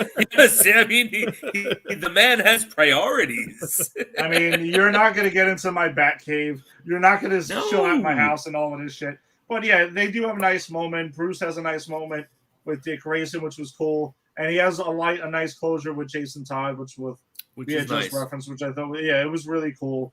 And I do like the fact which Dick told him last episode, you'll never be a Titan again. But you're going to kind of do your own Red Hood thing and Jason and I both believe too. We think Red Hood will be shown on the show, but he just won't be in San Francisco with them. They'll just cut to him at times when they need to. And I think they make that clear because there's that moment where Bruce is like, where he says to Bruce, "I've done things I can't come back from," and Bruce goes, "Do you want to come back?" And he's like, "Here, no."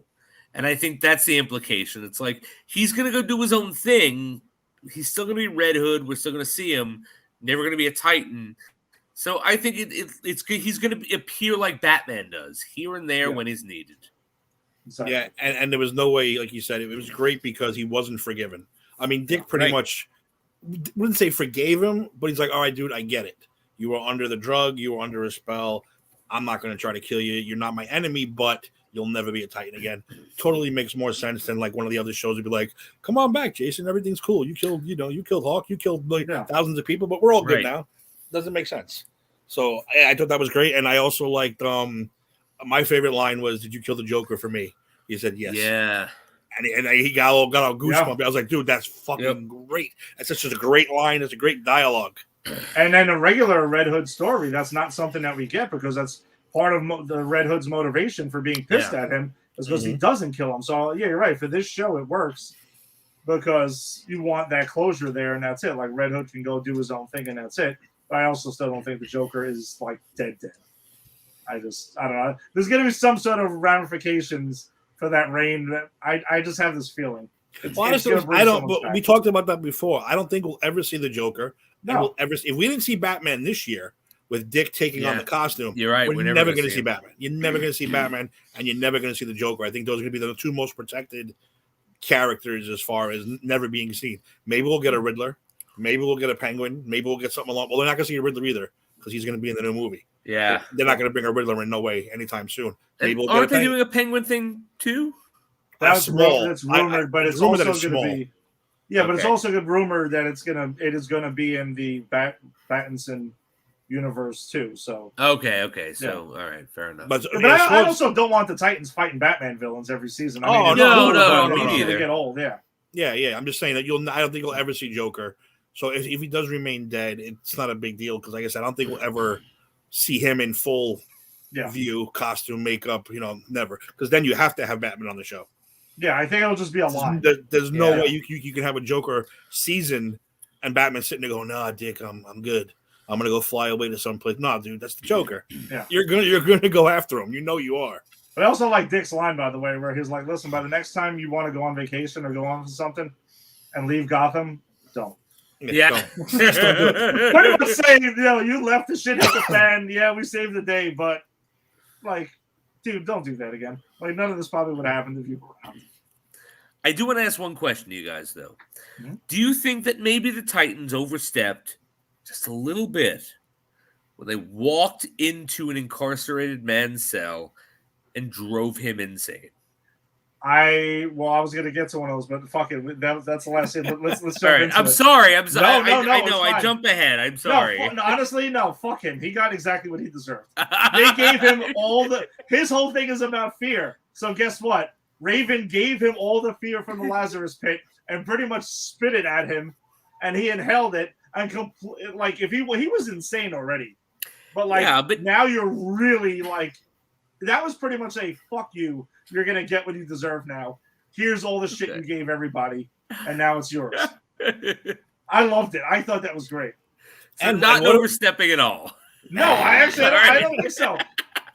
But you went in Bruce Wayne's fucking house. You kicked the feet up. You killed a pizza man. Fuck you. You killed the pizza man. And how great was it when the music came on? Dick said something, the fucking music started playing. Yeah. He just went, Jesus Christ. He was so annoyed. He was so annoyed. Cool, yeah. That was pretty funny. No, but you know what? Let me tell you something. I don't know what the actor's name is who created Crane, but he was phenomenal. Vincent Karpfizer. He's fantastic. He is, and he was so good that you didn't miss the mask. You didn't miss Scarecrow. He was so damn menacing and good. It was like, all right, this guy was great. Because I was waiting for the mask. Even after he said the time of masks is over, I was still waiting for him to put that shit on. But he didn't need it. But he was great. And the cutting of the face pretty much symbolized, symbolize the mask anyway. So yeah, it was great. He was a great character. So the way he got into Arkham, though, by the way, so Tim Drake, as soon as they get face to face with him, Nightwing, Drake, and it was Gar, they get face to face with him. Tim Drake just knocks him out in one punch like he's a bitch, and I thought that was actually pretty good because it's true. Hand to hand combat, Crane's not going to beat any of these guys. No, not at all. So Donna is off to Paris with her Argus card that she got, by the way. But that's obviously going to play into something. Yes. I know. Yeah, yes. she's a huge crush in this show, right? I watch a show like this, like all excited when she comes on. It's like this.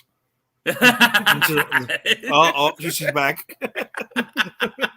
By the way, she also has that really cool thing when they're doing the whole for making the rain come down with the lightning, and she has her ever going on forever fucking lasso of truth. By the way, which I think is kind of funny, but it's like Spider-Man's webs that are all over the place. Like who the hell that lasso has no bounds. Physics, bounds, no physics, nothing. No.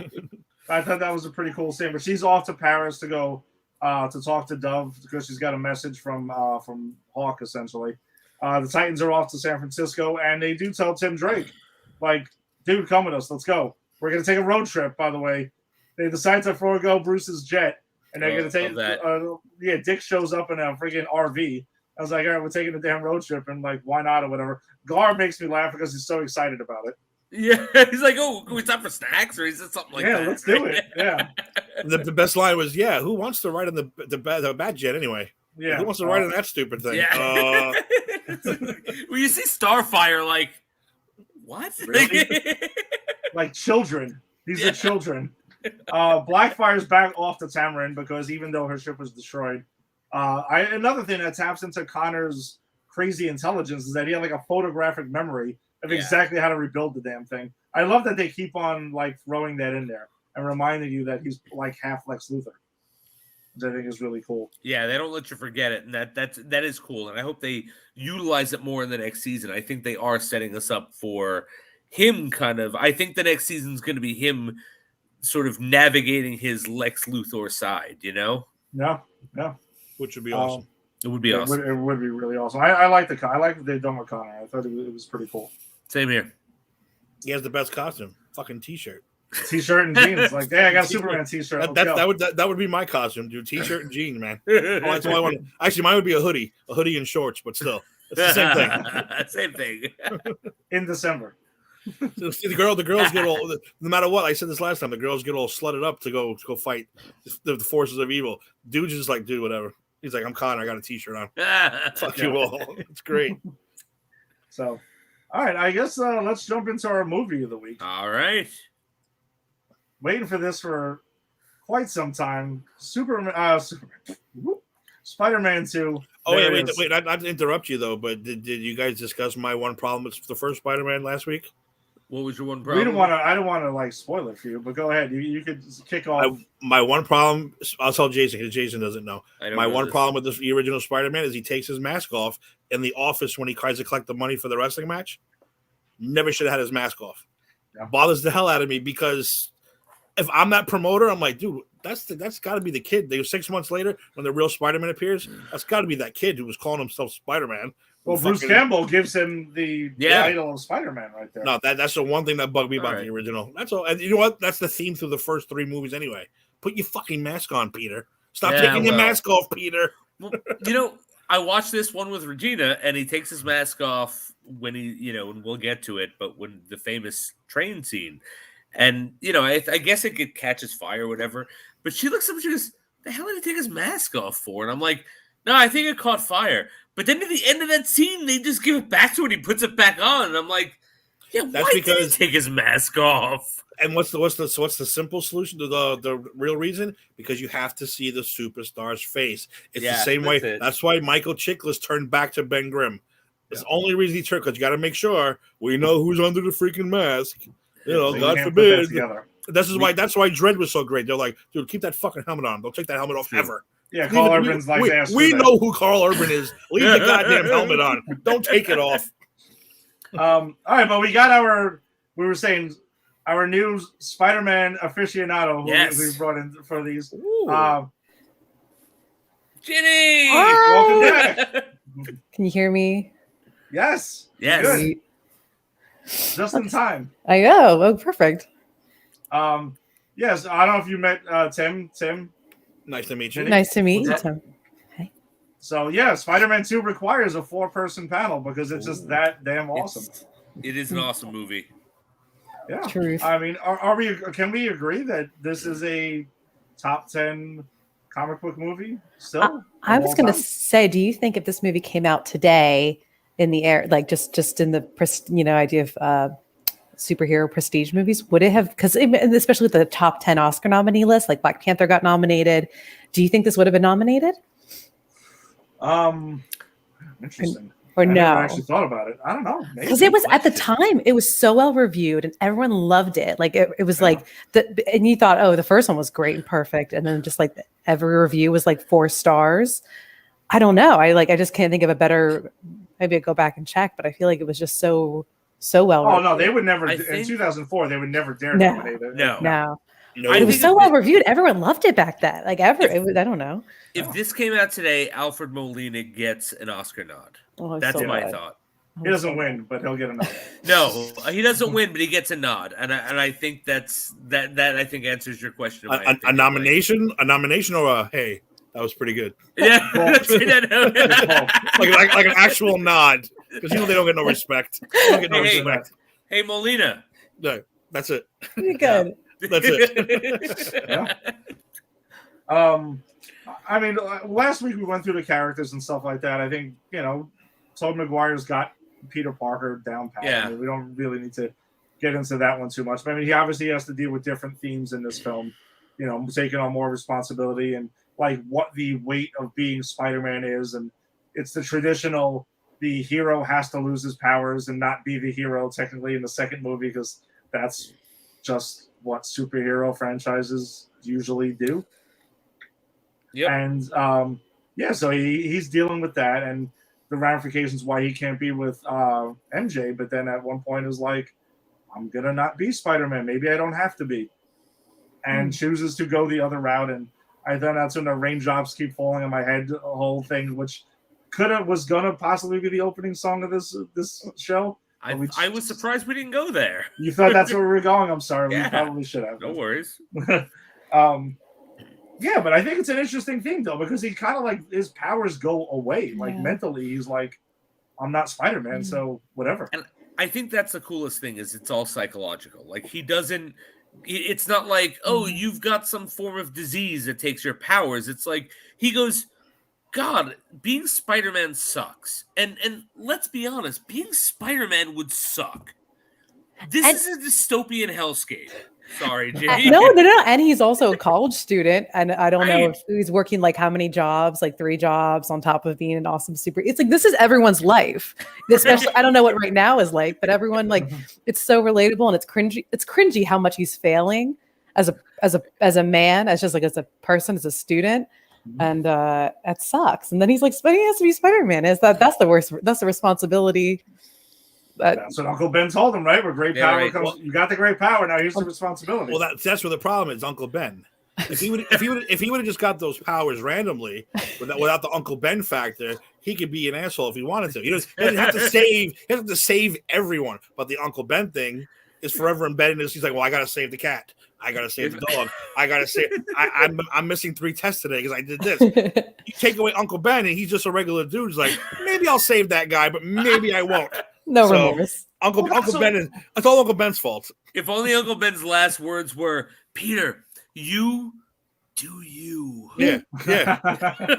YOLO, Peter. YOLO.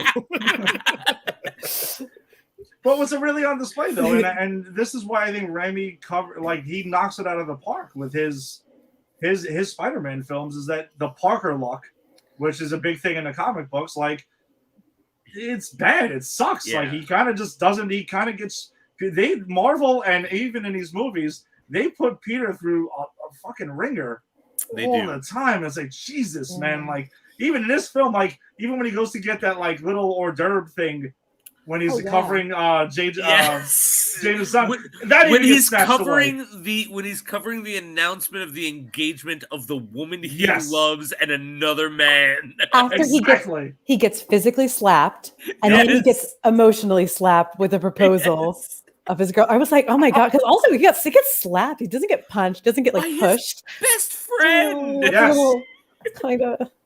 It's not even that he got slapped by a random person. It's your best friend coming up to you drunk going, and then you look away, and as you do this, you see the person you love the most marrying someone else. That's great. Not marrying a guy on the street, he's marrying a goddamn astronaut. Yeah. Right. An astronaut who's also the son of your piece of garbage boss. who pays you money, but then on the other hand, despises you, and your other persona wants him pretty much like done and is like pretty much shitting on him every single chance that he gets.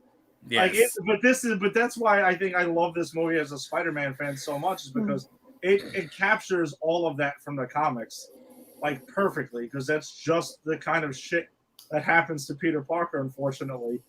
And this movie just really nails that theme, which was something they didn't really get into yet in the MCU Spider-Man films yet. No, I was gonna say there's hijinks, but then there's fun stuff, and there's whack, misunderstandings, but nothing like, I don't feel bad. I don't feel like he gets out of control. He loses it until And also, your best friend hates you because you're covering up his father was trying to kill you and everyone else. So you're trying to hook him up, but you can't say anything. You can't say anything. And that's why Peter's way better than me. Because the first time he slapped me, I'm like, dude, your dad was the Green Goblin. Your dad was the Green Goblin. He tried to murder people. Don't slap me again. That's it. Move on. One of the scenes that because Jason and I watched the Spider-Man 2.1 version of this film, which is the extended cut that they have on like Vudu, and I don't know what the hell to say at it. Jason, I guess let's just hit on this quick. Did either one of you guys ever see this? The extended version? You're not missing anything, honestly. Yeah, I saw 3 scenes. The pizza thing in the beginning is extended a little bit. Okay. Yeah, adds nothing. The I elevator scene. That one. Yeah, that was the one. The elevator scene was very extended. Whoa, okay. That's Hal Sparks. I know it's Hal Sparks. Yeah. So many cameos from not from celebrities, from like TV B-list, like early 2000s celebrities. It's funny because my wife Regina knows a lot of those like hosts of the Soup. Just as host of the Soup, right? And Hal Sparks is one of those guys who's host of the Soup. So we're watching it together, and I go, "Babe, that's Hal Sparks, right?" And she's like, "Who the hell's that?" And I'm like, "Wait, that's the one host of the Soup you don't know?" Speaking of which, well, whatever. Let's get to the extended things, but we can get into the cameos like we did with the first one. So yeah, that whole elevator scene was extended, and there was also this goofy scene. Yeah, it's funny. Because he's like, oh, nice suit and everything like that. And he's like, yeah, well, kind of rides in the crotch a little bit. But they give more, there's more to that discussion, which adds nothing. And then the other scene was like this weird scene with MJ talking to her friend in like this like shoe store type thing. And I don't know. I want to defend this scene. I actually do want to defend the scene because in my opinion, by the end of this movie, the real villain is not Dr. Octopus. It's fucking MJ. Oh my God. Who literally goes, I'm going to jilt this perfectly good guy who's done nothing to me. He's not abusive. There's no reason for us to hate him because I'm in love with someone else, and this came out of nowhere. This scene actually has a moment where she's like buying shoes or something with her friend, and I don't even remember who the friend is, but the friend goes, well, wow, you're going to marry him. That was so quick. Do you even love him? And she can't really answer it. And so it kind of casts a shadow of like, well, why is she in this relationship? So this makes her a bit less villainous for me when at the end she goes, fuck you, J. Jonah Jameson's son.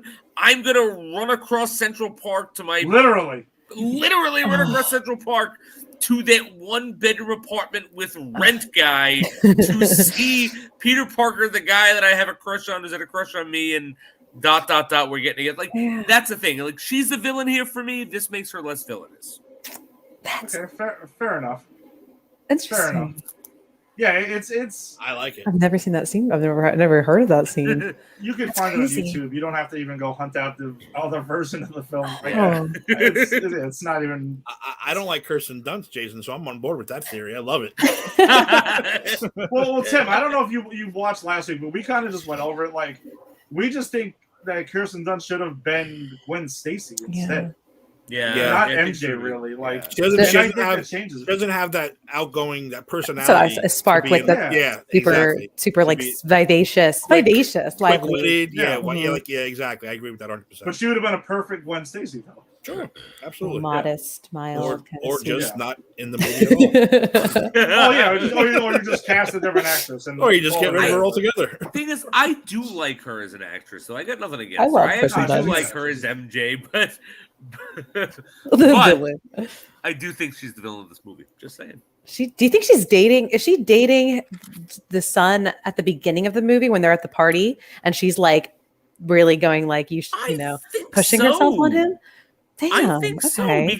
because she's pushing him to Yeah, come see her, and he does attempt to, and then all that Spider-Man stuff comes, and we have Yeah. the best Bruce Campbell cameo in this trilogy, Sure do.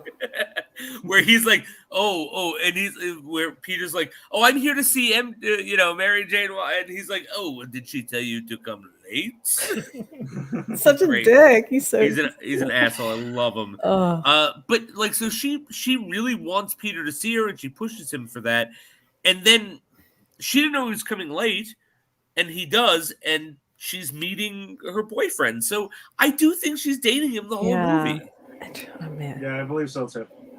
Yeah, isn't he waiting for her outside Yeah. after the show? Yeah, he is. Yeah. She hugs the boyfriend. Yeah, and he sees her absolutely. from across the street. She's yeah. a whore. She's a Whoa, whore. whoa, Jason, Oh, Jason, Smackdown. Jason, I love it. I'm on board with you. She's the real villain of this movie. That's it. She has a type. She dated Harry, and then she was like, I think I'm She just gonna dated date Harry for no guys. reason. She dated Harry for no reason. I'm gonna date these rich guys and keep the poor guy on the chain, on the chain in the back, just for my backup plan. Son of a bitch. I have a Jason, type. I I'm say I with you, have a type. Jason. I'm with you, Jason. She's the villain. All right, so I guess we can go ahead and talk about the bank robbery scene, right? So there's the whole bank robbery scene. Spidey and Doc Ock throw down. Like, Yeah, it's a great scene. 3/4. I mean, there's the bank robbery scene. There's the scene which extends to the side of the building, and Aunt May getting going ahead and getting kidnapped right there. I thought it was a great fight, especially that's right there. And I think it actually shows, too, the CGI in this film was a huge step up from the first movie. And I never really caught that until watching them back-to-back weeks now. And I think it holds up. Like, I Yeah. think this looks good. fight scene looks good. Mhm. Yeah. And I remember watching this, and I told Regina, I was like, you know what? This is why this movie works so much for me, because these fight scenes mimic comic book fight scenes. Yeah. And in all the right ways. And I think this bank scene exemplifies that. Like, this bank scene is out of a comic book, but it's believable in real life because of the way it's shot. Mhm. Yeah. And in the bank, we also get Joe McHale. I know. Yes. With that another before his great- hair plugs. Yes. Yeah. Starman. Starman. Starman is actually in Spider-Man 2.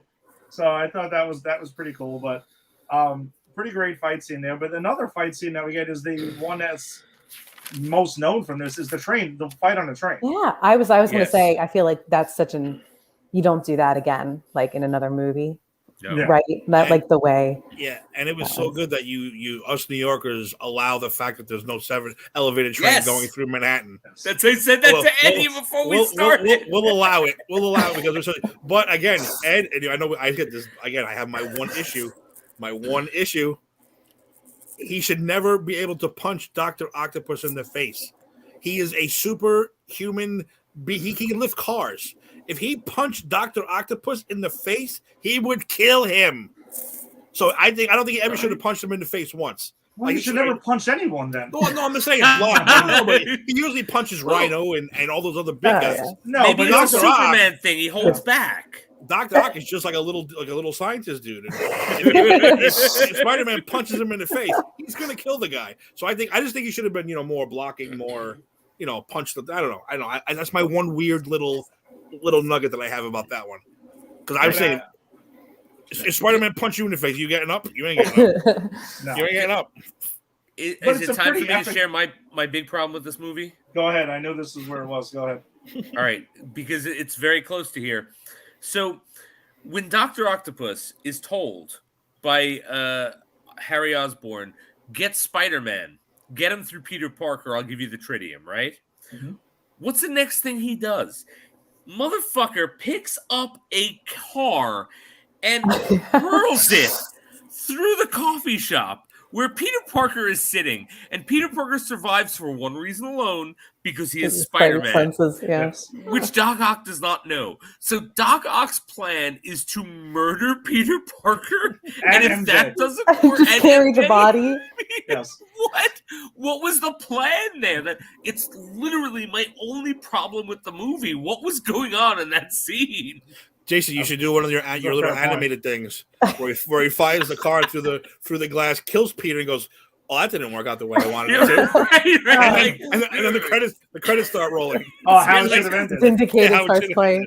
Like, oops. You just see him. Yeah. He puts his glasses on with his thing like, well, that could have gone better. That is a purpose. Did how it should have ended do with Spider-Man 2? They might have. That's got to be in it. I got to believe that they would have done something like that. That's a great point. He's mad. He's crazy, right?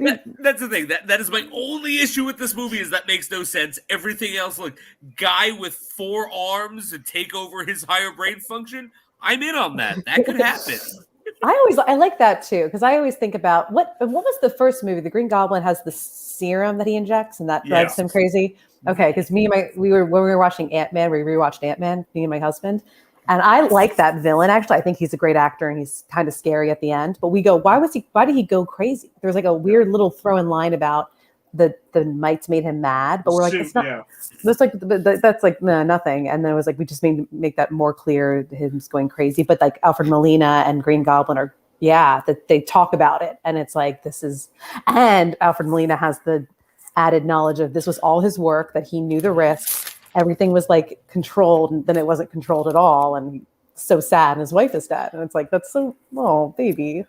Well, that's what I was going to lead into, though. Let's talk about Alfred Molina as Otto Octavius. I mean, he was like owns this shit. I mean, he is the best Spider-Man live-action villain I think we've ever gotten so far. I agree. And I'll tell you something. This is the big difference between him and Dafoe for me. So I love Dafoe as the Green Goblin. Great. I think he's phenomenal. However, I think Alfred Molina is acting better than Willem Dafoe is in that movie, and that's not a slight at Dafoe. This is as good as this, because Molina's great, but also Alfred Molina's Dr. Octopus is not villainous before the transformation. It's hard to make the determination to say that Norman Osborn wasn't, because I'm a comic book reader, and I know Norman Osborn's a big scumbag in the comic books, and Willem Dafoe just looks like a villain. If Willem Dafoe was my dad, I would always think Willem Dafoe was trying to kill me as my dad, because he just looks like a villain, you know? So if you're Arthur Curry, you don't trust him at all. No, not at all. But Alfred Molina's Dr. Octopus, like, he has these beautiful moments where he talks about the meet cute with him and his wife, and how they met. And he was a science guy, and she's an English guy, and we made the joke, but you feed them poetry, and he is not a villainous guy before this happens, and I think that is what makes it so heartbreaking, and why this works for me so well, because you literally see a genuinely good person go completely dark and off the deep end because of circumstance and bad luck and these tentacles. See, my action figures here. Yeah, I think Molina was the best casting in the first 3 Spider-Man easily. And like you said, Norman Osborn is a scumbag. You can just tell he's a villain no matter what. He might not have been a super villain, but he definitely didn't get to where he was, playing by the rules. Where Doc Ock is just a scientist trying to do everything good, and he has a wife and likes Peter, and then those stupid things get attached to him, and then hell breaks loose. Right. And at the end, he kind of he redeems himself. Yeah. He absolutely does. Something Goblin doesn't do. That's a good point. I think that also adds into the Parker look. So it's like, so these first two films, I have like people that I look up to that adore me, and I look up to them as heroes. Oh, they're trying to kill me when I have my mask on, by the way. And I'm trying to do the right thing. So it just keeps on piling on. It's another thing to throw on top of the other 6,000 things that are happening wrong to Peter Parker. And have any of you guys ever played the PlayStation game? Yes. The Spider-Man game. Back in the day, Because, yes. So the newer one for the PS4, I don't. Have you played that one, Ginny? Tom has. Yeah, I know Tom has. I've talked. I've Tom and I watched have him had play many conversations about this game. But it actually, I think, it explores the Octavius Parker relationship, the father-son relationship. I think it actually draws a lot from this movie and takes it to another level, which is why I want to bring it up, because the story of that is like, again, Octavius is a good guy who's driven mad, but he's like Peter's surrogate dad. And I think that is what they're trying to sort of hint at here. They just don't commit to it. Yeah, I mean, well, I think, again, because they have runtime and there's so much going on. Exactly. You have to like make your choices and stuff. But so we can get into the kind of origin of Doc Ock when he's in the hospital. And last week, the three of us, we talked about how much we love Sam Raimi and his horror direction. You can tell, Tim, I know you've seen Evil Dead as well. You can see watching these films that it's shot like a horror movie like so often. And that scene is probably the most horror shot, I think, that we get in this whole trilogy. Like, that's crazy. The close-ups of the woman screaming, and then the other one who's like trying to get away, and her nails, you see it like the scrapes in the floor. Oh God, yeah. And it's no music, no score, just the sounds of the machines. And I don't see any blood. I just know it's bad. I just know everyone's getting. It's the Hitchcock thing. You think you're seeing it, but remember that was the scene they released, the very first scene they ever released for that movie. Really? And that was probably, if you remember that back in the day, that was the first scene they released. And I'm like, what are we watching here? This is a horror movie? Like, what the hell is going on? And then you realize it's a tentacle. You're like, oh my God, this is Dr. Octopus. This is crazy. And that's what I mean. That sold you right there on the movie. Sold you right there. I love the way that whole scene is shot. It is very Evil Dead. I mean, it's just what I'm going to keep going back to with Sam Raimi. Just the close-ups and the tentacles, like people against walls, like against walls. Yes, absolutely. Shadows. The whole because that one launched Spider-Man. You remember the one that was supposed to launch Spider-Man 1 was the Twin Tower scene that got deleted because of 9/11. Oh, those two scenes to launch those two movies were like genius shot. It was so great. Yeah. And as Alex chiming in with the hospital scene is so scary, just screaming and terror. No, you're right. It's just it fits in with the movie. Yeah, it's just crazy the way that they went in on that and that's not hold back. The most because I don't think Marvel's doing scary scenes, but Shazam did in the beginning, and I'm sitting with a bunch of children in the theater, and the scene with the monsters, spoilers for it, I guess, but at the boardroom scene, and they just get destroyed, and I go, I thought this was like a little children's kind of movie, but it's like a children's movie I watched growing up that didn't care if the monsters are like violent. That's like an 80s, 90s children's movie where it's like, hey, it's Labyrinth. David Bowie's going to abduct a child and turn him into a Muppet Goblin. All right, I'm 6. I'm into this. Go. Cue the music. But part of it, watching this again, and this scene just talking about it, is what gets me even more excited for Doctor Strange in the Multiverse of Madness, because Sam Raimi is coming back to do his first superhero movie since Spider-Man 3. Right. Remember, and it's from everything we understand, Marvel wants it to be a horror-esque film. So, Tina, what you're saying is we're hopefully getting that, and that's maybe why they reached out to Sam Raimi to be like, all right, we obviously know what he did with these films. Do Doctor Strange now. And by the way, we also get a Doctor Strange name drop in this film by J. Jonah Jameson, and I'm like, that's really ironic there. We do. Now, so it's funny, when I first saw this movie, I thought, oh, that's just an Easter egg. But now I'm thinking, wait a minute. Is there a Doctor Strange in every multiverse? Yes, that's what you would imply now that what we're getting. Right? Yeah. That's wild. It gives a whole new meaning Love to it, this man. film. Like little lines in this film are totally changed now, which I loved. And also speaking of J. Jonah Jameson, right? J.K. Simmons crushes it again. The scene when he's dressed up in a Spider-Man costume after Spider-Man quits, and they find it in the garbage, I thought was great. That's hysterical. That was Regina's favorite scene. Actually, we're watching it, and he's just like, and what does it is he's like, yeah, and then he notices people are watching him, and he goes, yeah, and he just keeps doing it. That makes it for me. He doesn't give a crap. Yeah, I thought that scene was absolutely hilarious. Oh. And also another thing is the back scene. So if you recall at the time, Tobey Maguire shot Seabiscuit in between Spider-Man 1 and 2 and hurt his back. Oh. And Tim and I talked about this for years, that Jake Gyllenhaal was this close to getting recast. They were going to recast Peter Parker with Really? Jake Gyllenhaal. Yeah, Jake Gyllenhaal was good. He was going to be Peter Parker because I they were didn't like, know dude, that. we got to get the movie made. Yeah. We can't wait for you. And it worked out that they waited for him and it was fine. But the scene when he's like jumping off the building and he falls down and stuff like that, he's like, oh, my back. It was kind of like a nod and a joke on himself. I thought that was also pretty clever. That's pretty clever. Thank God there was no Gyllenhaal. Oh. Imagine that. You know, Do you hate the Gyllenhaal? I hate the Gyllenhaal. I hate the whole family. Really? You don't think he's slowly turning into Michael Shannon? I love the fact that the Joker killed her in the Dark Knight Returns. I love it. Maggie Gyllenhaal. I cheered. I don't like the whole family. So. Wait, so you're not a fan of the movie Donnie Darko? No. You're not a fan of Bubble Boy? Don't just start. I'll give him a pass in Jarhead. That's probably about it. Hold on a second though. I will say I'm a fan of Jake Gyllenhaal's, but Tim, did you ever see Nightcrawler? Oh, I haven't seen Nightcrawler yet. All right, Tim, I know you don't like him. Watch Nightcrawler. It gives you weird American Psycho vibes of how good he is in that. Like, he's really crazy and completely batshit, like just off the wall in that film. I think Nightcrawler might be like arguably his best movie. Am I the only one here who's seen Nightcrawler? I've never seen it.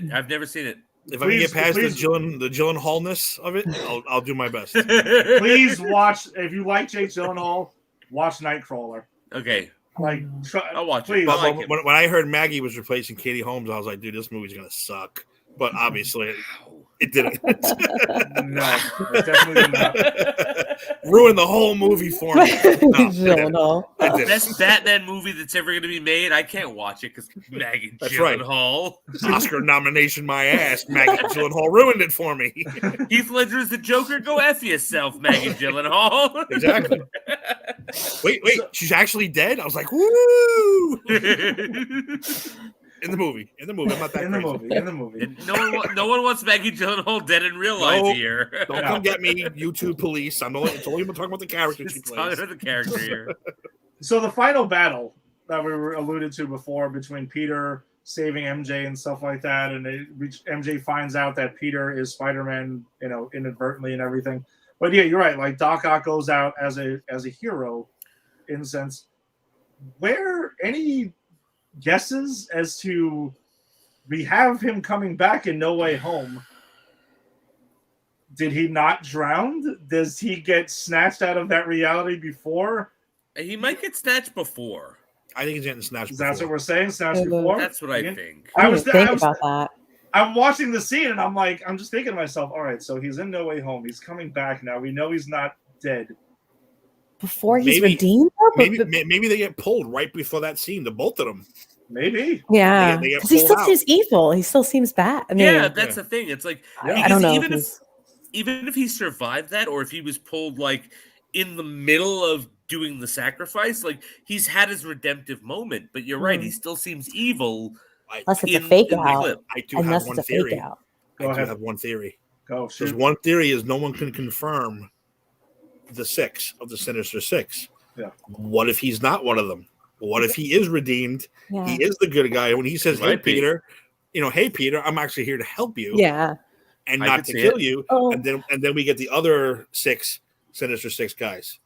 I'm just saying. He's just like a nice Alfred Molina. How nice would that be? Just like a Thanks, wonderful. Hi, Peter. Give us a hug. Peter, how you doing, Peter? It's been such a long time. Come here, Oh, and let's have some cake. all three Peters and him can build a bond together. Wait, I got three Peters. Let's talk. If you add up all the rumors of who's going to be in this movie, it's way more than the 6. You get Well, 8, we're in 9. this movie. The You know, four I'm of us are in saying. this movie at this point. Yeah. Well, Right. I'm just saying. Up until that point, I think he's gonna. He might be a good guy. He might just be helping Peter. You don't know. Interesting. I honestly didn't think of what I was gonna say is another thing I was thinking about was maybe he gets snatched from another reality where he wasn't redeemed and he remained evil because he looks aged. He looks aged. They didn't de-age him. So maybe it's not this not particular that one Octavius. particularly. Yes, He's got a It's little bit more comic book hair going on too. yeah, he does. That He's little got the flat- cut. He's got the bowl cut. the bowl cut flat No. top thing going on. Yeah, it looks like the owner of the Raiders got it. They go to the same barber over there. I think Marvel realized something with the Spider-Man franchise, and it was like, you know what? There are things that the other Spider-Man movies did that we're not going to be able to top. So let's just fucking lean into it, you know? Mm. And I think Alfred Molina is Dr. Octopus. How are you going to top that? Yeah. You're not going to. Which is why I think they've been doing things like the Vulture and Mysterio, like sort of B-tier characters who I love. Yeah. But I think the fact is they're like, no, we can't top what they did. And I think this is their love letter saying, all right, we can't top it, but let's make it a part of it. So I'm excited for it. Yeah, no, I was just thinking in general, just like while I'm watching this though the other day, like how is he like where does it take place? And it's gonna be bothering me for the next 2 months. Like I have to know exactly what it is. It's the same thing with Venom. Spoiler alert: who did the last Venom movie? Is he good? Is he bad? Is he helping? We don't know. We don't know. And I kind of love the fact that I don't know. I know, and I think it's the same. Either he was pulled from a different reality, or I think he's the good Dr. Octopus. Maybe pulled out of the water or pulled something and say, "Listen, your buddy Peter needs help. He's good to go." And then, "Oh, hi Peter. Oh, hey Doc. Hey, let's go. Let's buddy up and go kick some ass." Or like you said, alternate reality, and he's not going to be a very nice guy. I'll take either one.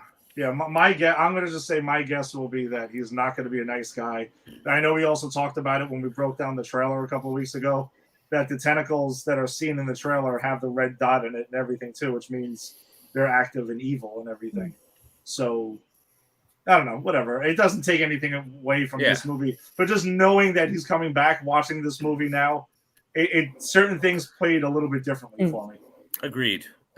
And I have to admit, like this.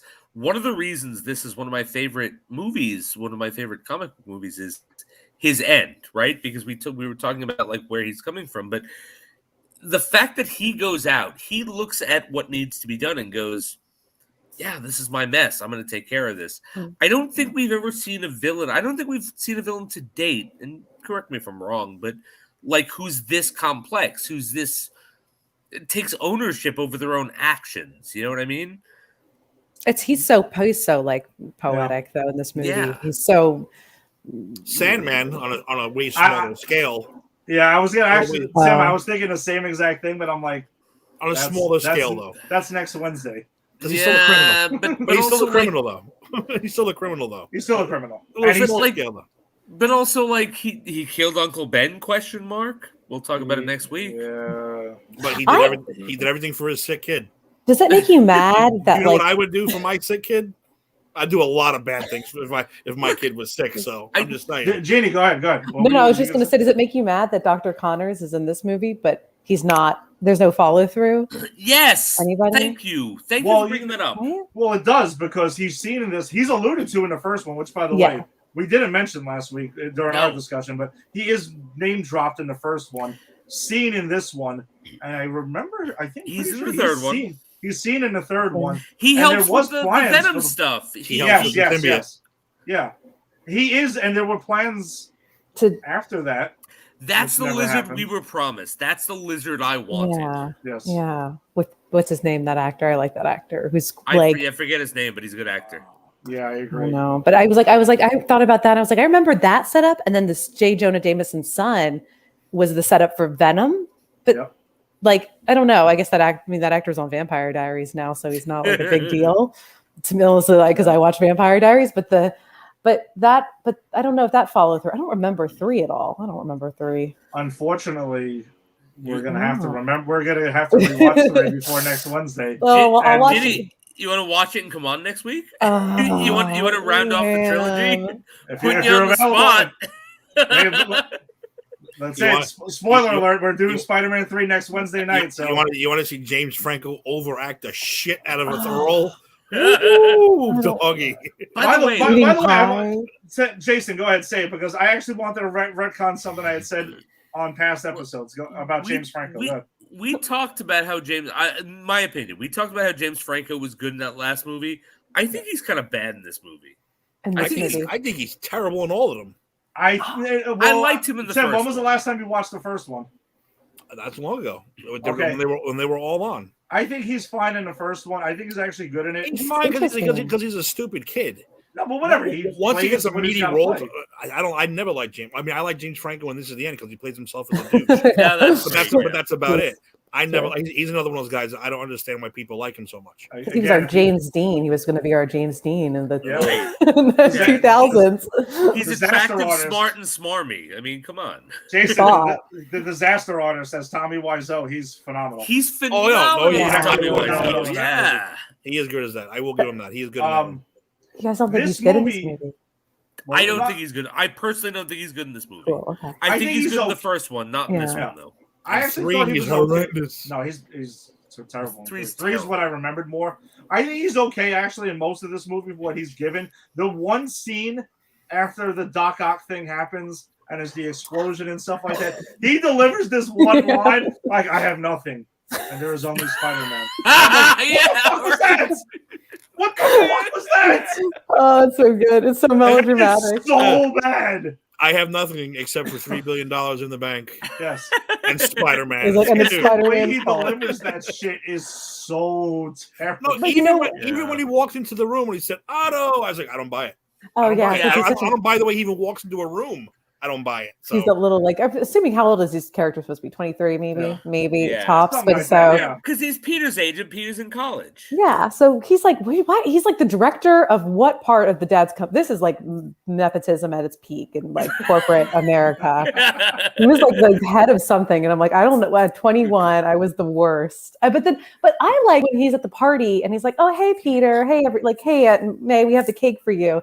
And then he just kind of like shakes his hand. He's like, hey, how's your friend Spider-Man doing? Yeah. And there's that dark. I kind of like that when I was like, that's what I'm saying. I was like, it's okay. I see what you mean. Then it gets worse. And then it gets then he's thrown. But what about the big reveal? When the mask comes off. Horrible. Oh, yeah. I was just like, dude, come on. You can do better than that. Oh, so the ending of the movie, by the way, the 2 parts I want to touch on before we wrap this up is, so we get the whole thing. William Dafoe is back and he's in the mirror. And Avenge me! Avenge me! Oh my God, I love it. I love it so much. Favorite line in the trilogy. I say this in class sometimes. Sometimes if I cough in class or if I appear that I might go down, I do one of 2 things. I either appoint a random student to be in charge if I die, or I look at a random student and I go, avenge me! If you go down. You never know. Yeah, and look, the DOE doesn't want to hear that I died because I was weak. They want to know that the lesson went on. So if I go down, I put a student in charge of taking over in case I go down. They take it over. I'll get highly Mike. They'll put on my gravestone. He was highly effective in his last year teaching. I thought they were just going to put "Avenge Me" on it now. Actually, that's what I've asked Regina to put on my headstone. Avenge me. So that whole reveal happens, and to me, this is kind of like, because we know what happens in the third one. I'm watching it now, and I'm like, all right, so you kind of just found out your father was the Green Goblin, so you know he's evil. So maybe let the Peter shit go. But no, does this not make sense? How does he doesn't know his father's the Green Goblin? How is he hearing the voice in his head? Oh, about why does this whole thing happen? It's genetic. There's no did he actually suck on some green gas? Did he accidentally get high on the gas? Like, he shouldn't know that he shouldn't have a vision of his father to initiate that whole thing. I thought it doesn't make any sense. Well, I thought a lot of it honestly was him just kind of like going bonkers. I thought he was just a little out there. But if he just threw the glass at the thing and it shattered and he walked in and said, "Holy shit, my father was the Green Goblin." But like you said, he said, "My father was the Green Goblin." Ooh, I owe Peter an apology. Yeah, that's kind of probably what should have happened, but we know it doesn't. But there was no reason for him to see his father all crazy and act all crazy and hear the Goblin's voice in his head. It didn't make any sense. All right, maybe we can ding it for that, but I do like that it might be genetic. I like that he might have the goblinism, you know. Well, we know another. We know another right. film series that decided to make it genetic. Unfortunately, we'll discuss that in a few weeks. I haven't seen those movies. They make it genetic?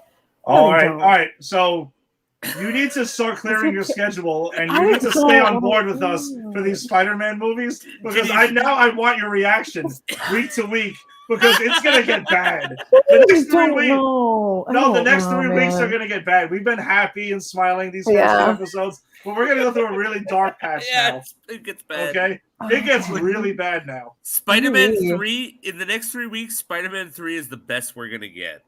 That's crazy. Yeah. Yes. And I know what happens and I know the nutso stuff. But I haven't watched it probably in God knows how many years. So I'm curious to know if I'm gonna hate it as much as I usually do. like it though. Maybe it's that, you know. I've actually watched 3 just this summer with Alex, my nephew, who is a big defender of this movie. I'm actually going to reach out to him and ask him to send me his points. I'm going to defend this movie in his honor next week. How old's Alex? Alex, Bring him on. I don't know. Can we bring him on? Was Alex's 12, 13? yeah. Bring him on. I would love to get this movie through the eyes of a 12-year-old. I would love it. Maybe it was made for the 12-year-old eyes. Maybe that's what the argument agreed is. because it couldn't have been made for anyone else. Anyway, I'm gonna get his points and I'm gonna make his points for him because he loves this movie. He's an apologist for this movie. I think he has good points about it, but I don't share those points. I'm gonna make those points for him, and I'm gonna share my own thoughts. So you're gonna give a dual review next week. I want Jason's review. And then you're gonna go on. You're gonna be the good uncle, and then Alex is. Do you know what that does though? That makes us the villain. That makes us yelling at a 12-year-old, going, "Your opinion is not valid." Yeah, I can't. I don't want to do that. I feel bad. So we all just assume this is the greatest movie ever. And, yeah, whichever. But I think the ending scene of Spider-Man 2, though, I think is actually, as a fan of the comics, and I thought it was really cool because we get MJ. Obviously, they finally get together, and we get the whole "Go get him, Tiger," which you're like, yes. Woo! Like that's it. That's the line. But then, as he's swinging away, though, and he's all happy, he's wooing again as he's swinging and stuff like that. I think it's genius that they show her concern, though. After she's smiling and she's happy, though, you can tell she's like, "Oh shit, this is what it is now." Like, holy fuck! Like this is the choice I made, and now you're really in it with him now. And I thought that was actually really, really cool that they ended the movie on that note. Besides the Vindicated, because we know that comes in the credits scene, which is maybe another option that we had to maybe open this show with too. But I know Janie loves the whole single soundtrack to the movie thing. Which I'm with you on it though. I enjoy that shit too. I miss it. I love it. It could pop on the radio and you think of the movie again. Like, that's good advertising for the movie. Oh my gosh, it's smart. It's smart. But it's not Tobey Maguire singing Vindicated, which is the smart part. That it's not Will Smith-esque. It's not Will Smith-esque, which I really miss. I really miss. I mean, I actually do kind of miss a time when Will Smith could star in a movie and do the entire soundtrack. Yeah. I do kind of miss that. Wild West. Yes. Black. Men in Black. Well, you already know what song you have to open up with now next week. Peter's dance music when he's walking down the strerit. Oh God! Yes, Tim. Unfortunately, that is the case because we know Scarecrow's not going to give us the song to open up with anymore. No, Titans is done. Now. And I want to see all he's going. And everyone going no. Tim, you don't think we're not going to lean into that insanity? Of course we are. I'm gonna do my hair to the side. If my wig for Halloween comes in time, I will wear it next week. All right, just for that, just to do this. And one of his names has to be Goblin Jr. Oh, look at little Goblin Jr., which is probably the best line in that entire movie. So, yes, there's not many, but that's one of them. But all right, well, let's pretty much wrap this one up, though. Thank you, everybody, for joining us tonight. Appreciate it. Listen, let us know if you want to come back for Spider-Man 3, by the way. You have an open invitation. Tim, same thing. You guys know. Yeah. Just let us know what's up. We'll be back next Wednesday to discuss Spider-Man 3. Yeah, that's Spider-Man what we 3. said we were going to do. We signed up for it. We're going to do it. We said we're going to do It'll be interesting. But you know what, though? It's only going to get worse from here. So yes, we do know it actually gets worse. And Jason, you're right. Spider-Man 3, right. Because I'll tell you something. I remember seeing Amazing Spider-Man 1 in the theater with the lizard. And I remember sitting there going, I'd rather be watching Spider-Man 3 right now. Tim, what did I say after we walked out of the theater watching The Amazing Spider-Man? What did I say to you? I walked out and I'm like, what were my words? Nope, Spider-Man 3 was better than that. Yeah, so let's appreciate what we have before it gets Jason, real bad. You're right. You know something? I agree with you. Maybe we got one more week before I don't try to hang myself or something. I have 2 weeks to find a lab coat now. Shit. Get on that, Tim. But Tim, every time you transform, you have to find that lab code. So keep it handy. And the purple pants. That's my favorite part of the lizard. That's my favorite part of the lizard. If you turn into the lizard and you're in those purple pants and that lab coat, you're not the lizard. What are you even doing? Yeah, don't even waste your time. You can't fight. Even better, next time I'll purple pants, ripped pants, and a lab coat. I'll be the lizard who just turned back to Dr. Connor. I like it. What the hell? This is my favorite pair of purple pants. But thanks for joining us tonight on the Facebook stream, or if it was on YouTube or Twitter, Instagram, wherever it is. Super appreciated as always. If you are watching us there, subscribe on Pop Culture Pros. Subscribe on YouTube. Follow us on Twitter. Follow us on Instagram. If you like Tim, you can catch Tim talking about wrestling on Tuesdays with the Just Too Sweet show. You can go ahead and check him out there. Tim's all over the place. He's got his streak going, so you can watch any show and you'll see Tim. You can, if you like the New York Giants. Until I get real annoying. Tim, never that. We Stomped You Out is the Giant show we got. Tim is on that as well. You got the football show on Sportsmanlike Conduct. Another Tim vehicle to take your way. What is it? I thought there was just video game music playing in the background. Yeah. So we super appreciate it. We will be back next Wednesday night with our Spider-Man 3 discussion, as well as our usual CW verse. Actually, we'll only have 2 CW verse next week because they will not have aired yet.